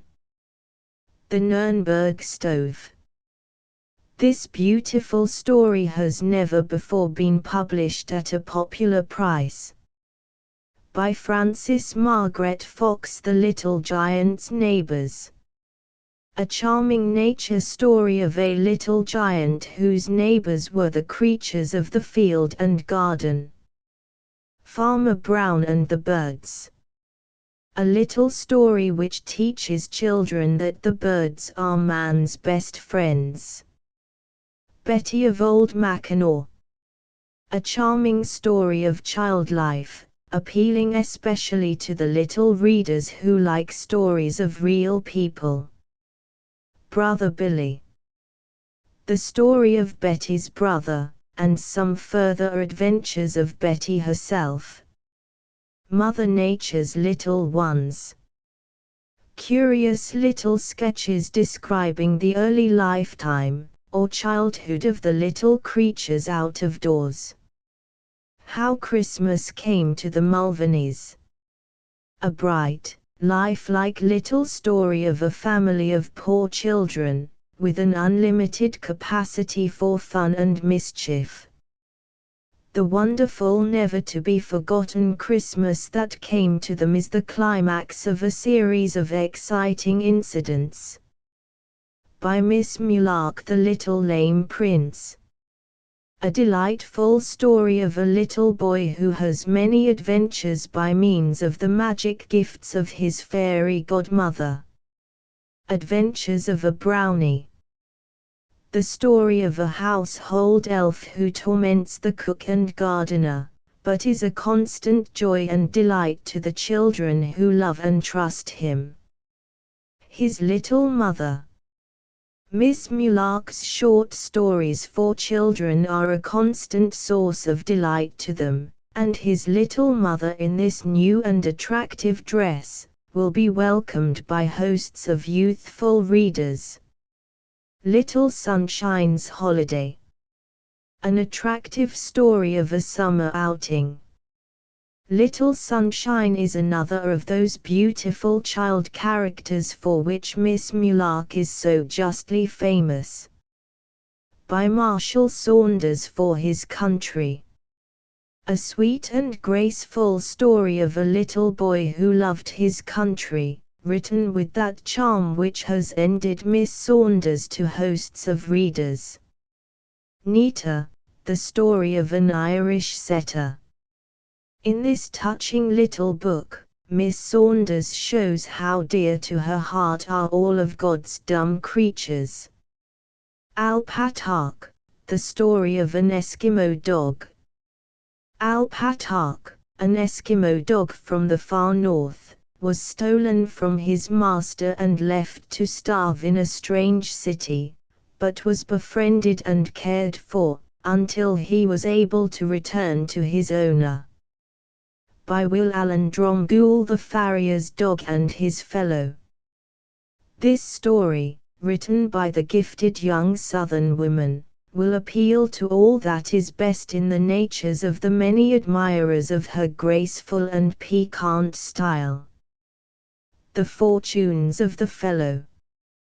Those who read and enjoyed the pathos and charm of the farrier's dog and his fellow will welcome the further account of the adventures of Baydor and the fellow at the home of the kindly Smith. The best of friends. This continues the experiences of the farrier's dog and his fellow, written in Miss Dromgoole's well-known charming style. Down in Dixie. A fascinating story for boys and girls, of a family of Alabama children who move to Florida and grow up in the South. By Marion W. Wildman. Loyalty Island. An account of the adventures of 4 children and their pet dog on an island, and how they cleared their brother from the suspicion of dishonesty. Theodore and Theodora. This is a story of the exploits and mishaps of 2 mischievous twins, and continues the adventures of the interesting group of children in Loyalty Island. By Charles G. D. Roberts. The cruise of the yacht Dido. The story of 2 boys who turned their yacht into a fishing boat to earn money to pay for a college course, and of their adventures while exploring in search of hidden treasure. The Young Acadian. The story of a young lad of Acadia who rescued a little English girl from the hands of savages. The Lord of the Air. The story of the eagle, the king of the Mamoskal. The story of the moose, the watchers of the campfire. The story of the panther, the haunter of the pine gloom. The story of the lynx, the return to the trails. The story of the bear, the little people of the sycamore. The story of the raccoon. By other authors. The Great Scoop. By Molly Elliott Sewell. A capital tale of newspaper life in a big city, and of a bright, enterprising, likable youngster employed thereon. John Whopper. The late Bishop Clark's popular story of the boy who fell through the earth and came out in China, with a new introduction by Bishop Potter. The Dole Twins. By Kate Upson Clark. The adventures of 2 little people who tried to earn money to buy crutches for a lame aunt. An excellent description of child life about 1812, which will greatly interest and amuse the children of today, whose life is widely different. Larry Hudson's Ambition.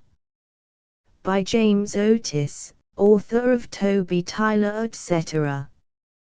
Larry Hudson is a typical American boy, whose hard work and enterprise gain him his ambition, an education and a start in the world. The Little Christmas Shoe. By Jane P. Scott Woodruff. A touching story of Yuletide. Wee Dorothy. By Laura Updegraff. A story of 2 orphan children, the tender devotion of the eldest, a boy, for his sister being its theme and setting. With a bit of sadness at the beginning, the story is otherwise bright and sunny, and altogether wholesome in every way. The King of the Golden River, A Legend of Styria. By John Ruskin. Written 50 years or more ago, and not originally intended for publication, this little fairy tale soon became known and made a place for itself. A Child's Garden of Verses. By R. L. Stevenson. Mr. Stevenson's little volume is too well known to need description. Transcriber's notes, obvious punctuation errors repaired.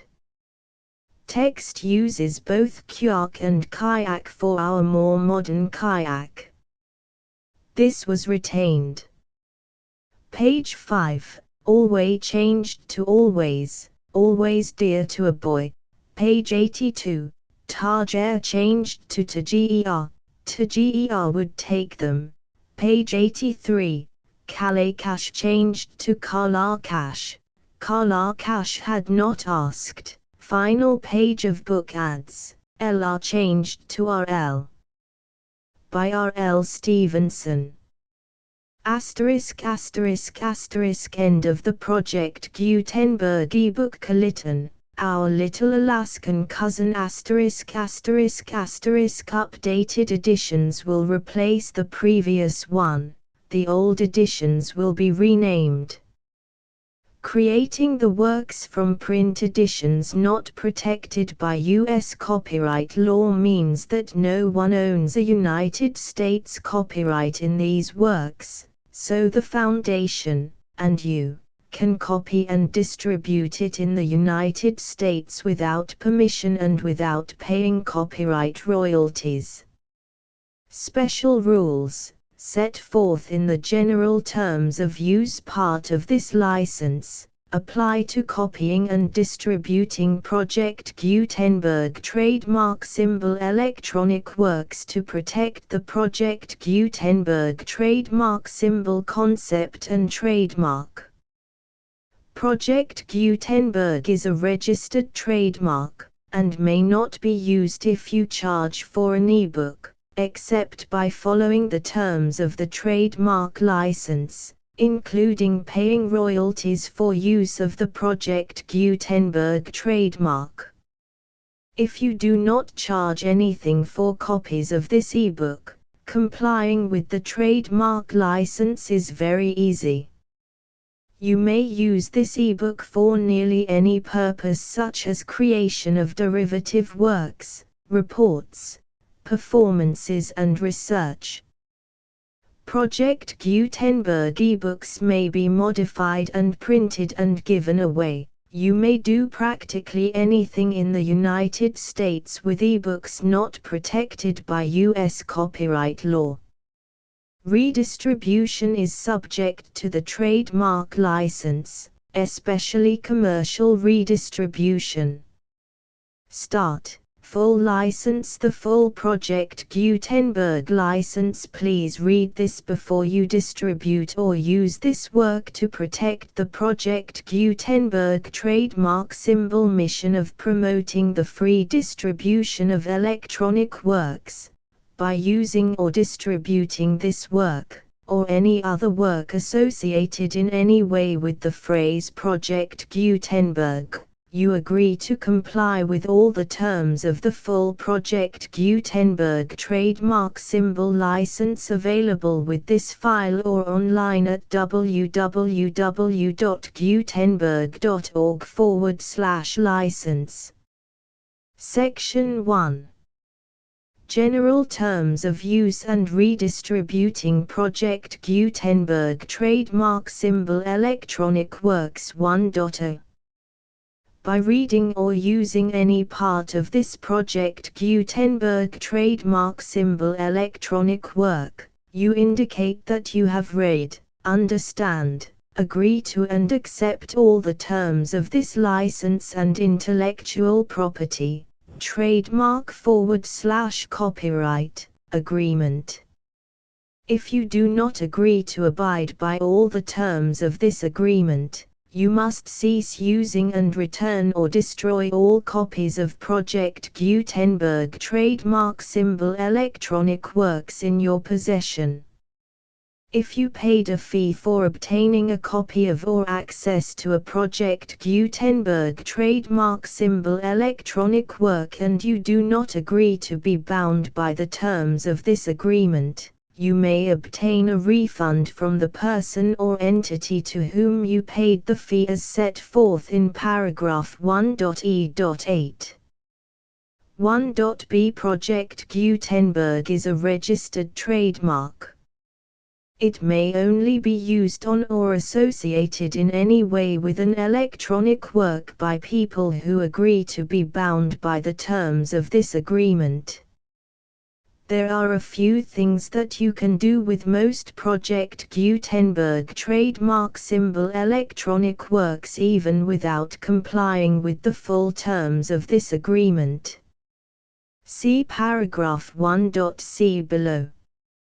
There are a lot of things you can do with Project Gutenberg trademark symbol electronic works if you follow the terms of this agreement and help preserve free future access to Project Gutenberg trademark symbol electronic works. See paragraph 1.e below. 1.c. The Project Gutenberg Literary Archive Foundation, the foundation or PGLAF, owns a compilation copyright in the collection of Project Gutenberg trademark symbol electronic works. Nearly all the individual works in the collection are in the public domain in the United States. If an individual work is unprotected by copyright law in the United States and you are located in the United States, we do not claim a right to prevent you from copying, distributing, performing, displaying or creating derivative works based on the work as long as all references to Project Gutenberg are removed.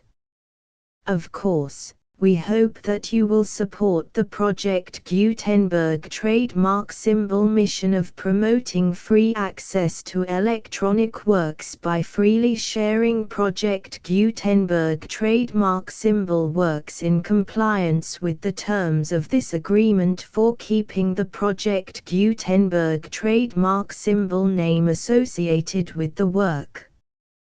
You can easily comply with the terms of this agreement by keeping this work in the same format with its attached full Project Gutenberg trademark symbol license when you share it without charge with others. 1.d. The copyright laws of the place where you are located also govern what you can do with this work. Copyright laws in most countries are in a constant state of change. If you are outside the United States, check the laws of your country in addition to the terms of this agreement before downloading, copying, displaying, performing, distributing or creating derivative works based on this work or any other Project Gutenberg trademark symbol work. The Foundation makes no representations concerning the copyright status of any work in any country other than the United States. 1.e Unless you have removed all references to Project Gutenberg. 1.e.1. The following sentence, with active links to, or other immediate access to, the full Project Gutenberg trademark symbol license must appear prominently whenever any copy of a Project Gutenberg trademark symbol work, any work on which the phrase Project Gutenberg appears, or with which the phrase Project Gutenberg is associated, is accessed, displayed, performed, viewed, copied or distributed. This ebook is for the use of anyone anywhere in the United States and most other parts of the world at no cost and with almost no restrictions whatsoever. You may copy it, give it away or reuse it under the terms of the Project Gutenberg license included with this ebook or online at www.gutenberg.org. If you are not located in the United States, you will have to check the laws of the country where you are located before using this ebook. 1.e.2. If an individual Project Gutenberg trademark symbol electronic work is derived from texts not protected by U.S. copyright law, does not contain a notice indicating that it is posted with permission of the copyright holder, the work can be copied and distributed to anyone in the United States without paying any fees or charges. If you are redistributing or providing access to a work with the phrase Project Gutenberg associated with or appearing on the work, You must comply either with the requirements of paragraphs 1.e.1 through 1.e.7 or obtain permission for the use of the work and the Project Gutenberg trademark symbol trademark as set forth in paragraphs 1.e.8 or 1.e.9. 1.e.3. If an individual Project Gutenberg trademark symbol electronic work is posted with the permission of the copyright holder, your use and distribution must comply with both paragraphs 1.e.1 through 1.e.7 and any additional terms imposed by the copyright holder. Additional terms will be linked to the Project Gutenberg trademark symbol license for all works posted with the permission of the copyright holder found at the beginning of this work. 1.e.4. Do not unlink or detach or remove the full Project Gutenberg trademark symbol license terms from this work, or any files containing a part of this work or any other work associated with Project Gutenberg trademark symbol. 1.e.5. Do not copy, display, perform, distribute or redistribute this electronic work, or any part of this electronic work, without prominently displaying the sentence set forth in paragraph 1.e.1 with active links or immediate access to the full terms of the Project Gutenberg trademark symbol license. 1.e.6. You may convert to and distribute this work in any binary, compressed, marked up, non-proprietary or proprietary form, including any word processing or hypertext form. However, if you provide access to or distribute copies of a Project Gutenberg trademark symbol work in a format other than plain vanilla ASCII or other format used in the official version posted on the official Project Gutenberg trademark symbol website, www.gutenberg.org, you must, at no additional cost, fee or expense to the user, provide a copy, a means of exporting a copy, or a means of obtaining a copy upon request, of the work in its original plain vanilla ASCII or other form.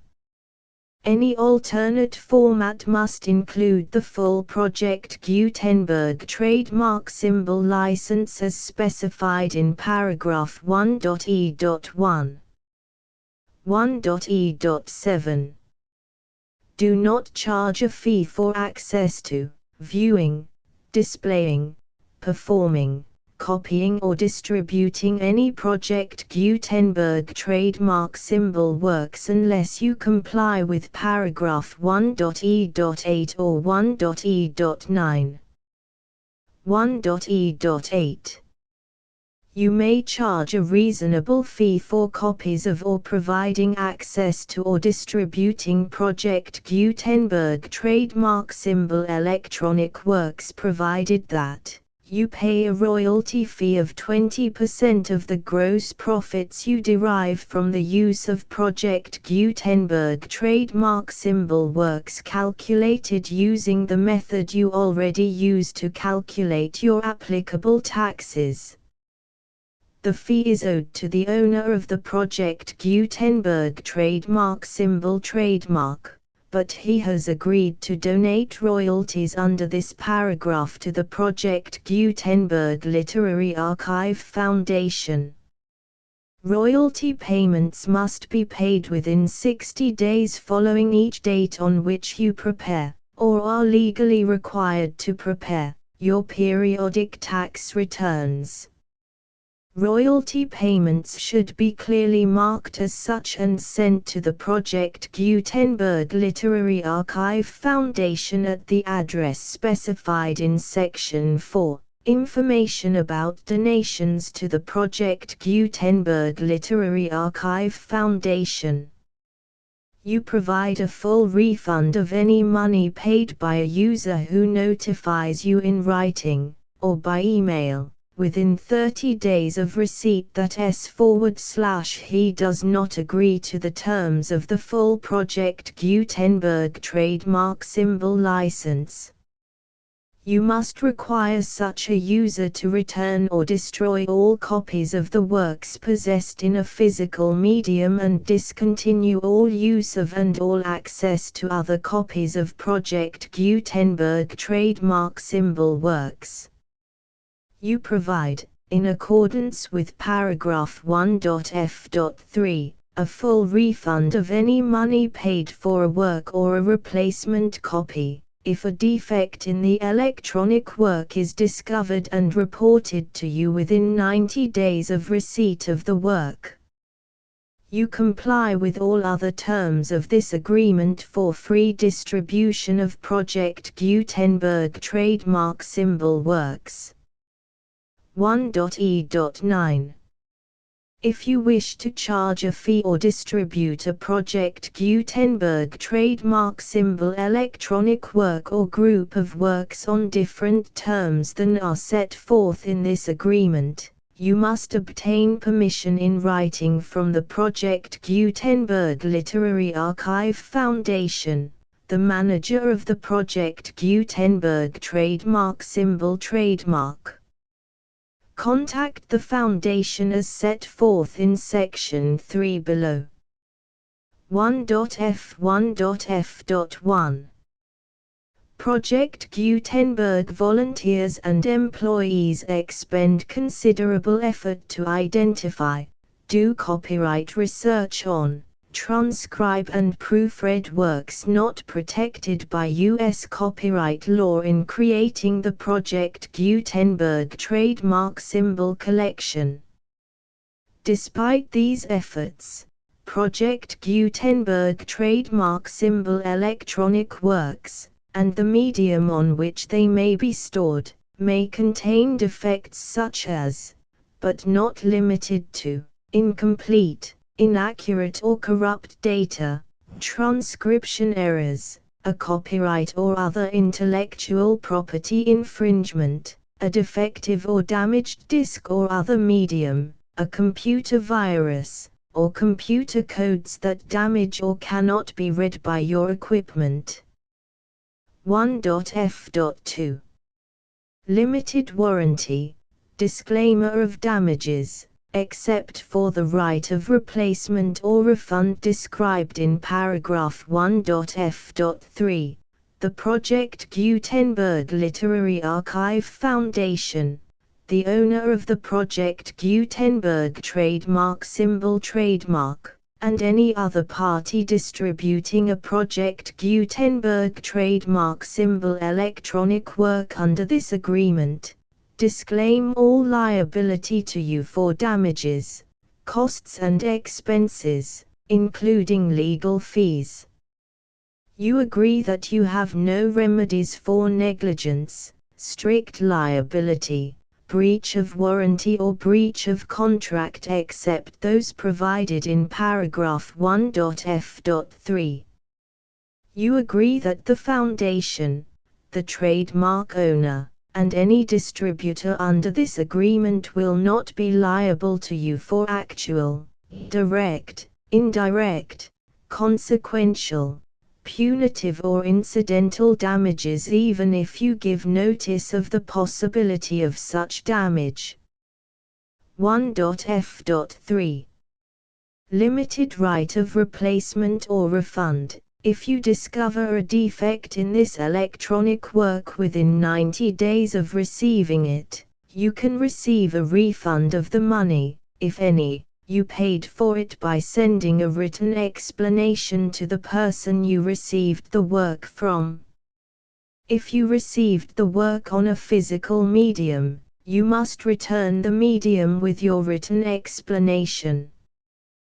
The person or entity that provided you with the defective work may elect to provide a replacement copy in lieu of a refund. If you received the work electronically, the person or entity providing it to you may choose to give you a second opportunity to receive the work electronically in lieu of a refund. If the second copy is also defective, you may demand a refund in writing without further opportunities to fix the problem. 1.f.4 Except for the limited right of replacement or refund set forth in paragraph 1.f.3, this work is provided to you as is, with no other warranties of any kind, express or implied, including but not limited to warranties of merchantability or fitness for any purpose. 1.f.5 Some states do not allow disclaimers of certain implied warranties or the exclusion or limitation of certain types of damages. If any disclaimer or limitation set forth in this agreement violates the law of the state applicable to this agreement, the agreement shall be interpreted to make the maximum disclaimer or limitation permitted by the applicable state law. The invalidity or unenforceability of any provision of this agreement shall not void the remaining provisions. 1.f.6 Indemnity. You agree to indemnify and hold the foundation, the trademark owner, any agent or employee of the foundation, anyone providing copies of Project Gutenberg trademark symbol electronic works in accordance with this agreement, and any volunteers associated with the production, promotion and distribution of Project Gutenberg trademark symbol electronic works, harmless from all liability, costs and expenses, including legal fees, that arise directly or indirectly from any of the following which you do or cause to occur. A. Distribution of this or any Project Gutenberg trademark symbol work. B. Alteration, modification, or additions or deletions to any Project Gutenberg trademark symbol work, and C. Any defect you cause. Section 2.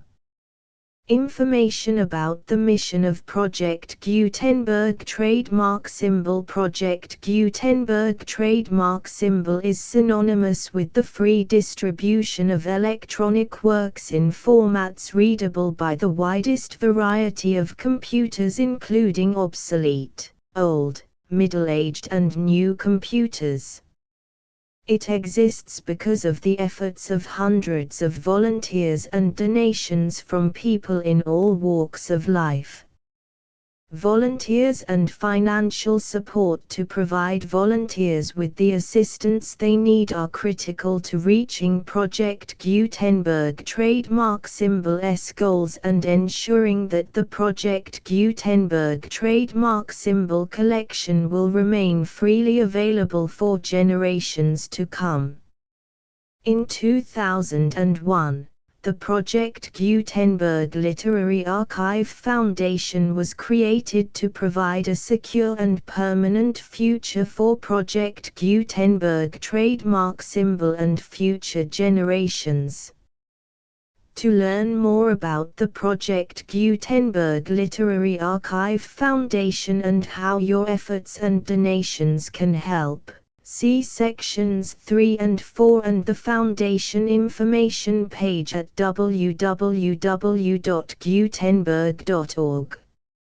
Section 3. Information about the Project Gutenberg Literary Archive Foundation. The Project Gutenberg Literary Archive Foundation is a non-profit 501(c)(3) educational corporation organized under the laws of the state of Mississippi and granted tax-exempt status by the Internal Revenue Service. The Foundation's IN or Federal Tax Identification Number is 64-6221541.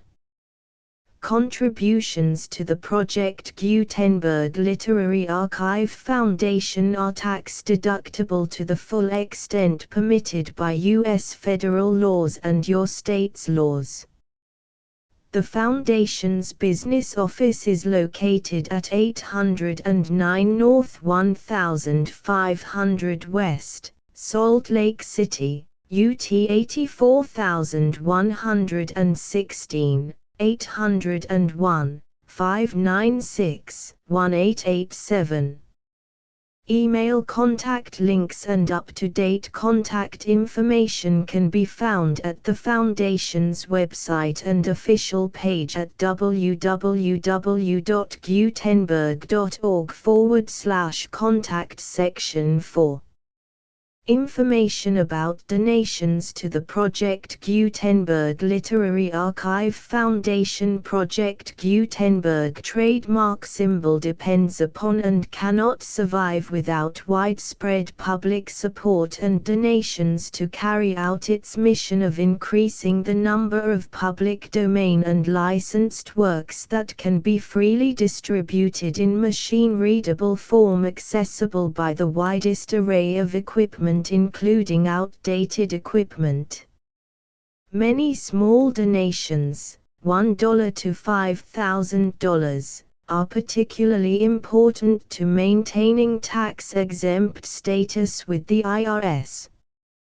The Foundation is committed to complying with the laws regulating charities and charitable donations in all 50 states of the United States. Compliance requirements are not uniform and it takes a considerable effort, much paperwork and many fees to meet and keep up with these requirements. We do not solicit donations in locations where we have not received written confirmation of compliance. To send donations or determine the status of compliance for any particular state, visit www.gutenberg.org/donate. While we cannot and do not solicit contributions from states where we have not met the solicitation requirements, we know of no prohibition against accepting unsolicited donations from donors in such states who approach us with offers to donate. International donations are gratefully accepted, but we cannot make any statements concerning tax treatment of donations received from outside the United States. U.S. laws alone swamp our small staff. Please check the Project Gutenberg web pages for current donation methods and addresses. Donations are accepted in a number of other ways including checks, online payments and credit card donations.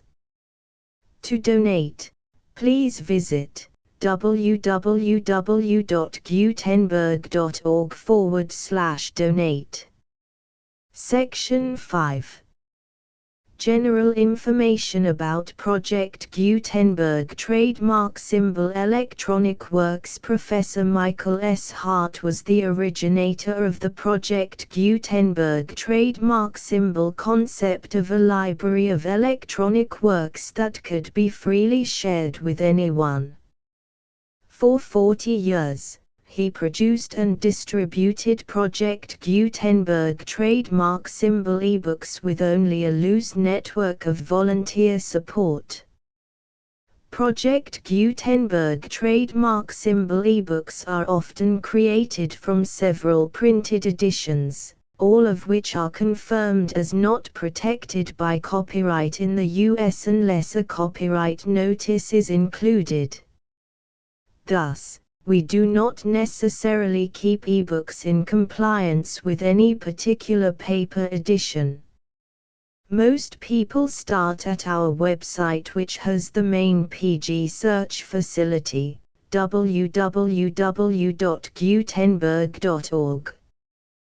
This website includes information about Project Gutenberg trademark symbol, including how to make donations to the Project Gutenberg Literary Archive Foundation, how to help produce our new ebooks, and how to subscribe to our email newsletter to hear about new ebooks. Our Little Alaskan Cousin Preface contents list of illustrations. Our Little Alaskan Cousin Chapter I Footnotes, Chapter 2 Footnotes, Chapter 3 Chapter 4 Chapter V Footnote, Chapter 6 Footnote, Chapter 7 Footnotes, Chapter 8 Footnote, Chapter 9 Footnote, Chapter X Footnote, Chapter 11 Footnote, Chapter 12 Footnote. The full Project Gutenberg license, 1, 2, 3, 4, 5, 6, 7, 8, 9, 10, 11, 12, 13, 14, 15, 16, 17, 18, 19, 20, 21, 22, 23, 24, 25, 26, 27, 28, 29, 30, 31, 32, 33, 34, 35, 36, 37, 38, 39, 40, 41, 42, 43, 44, 45, 46, 47, 48, 49, 50, 51, 52, 53, 55, 56, 57, 58, 59, 60, 61, 62, 63, 64, 65, 66, 67, 68, 69, 70, 71, 73, 74, 75, 76, 77, 78, 79, 80, 81, 82, 83, 84, 85, 86, 87, 88, 89, 90, 91, 92, 93,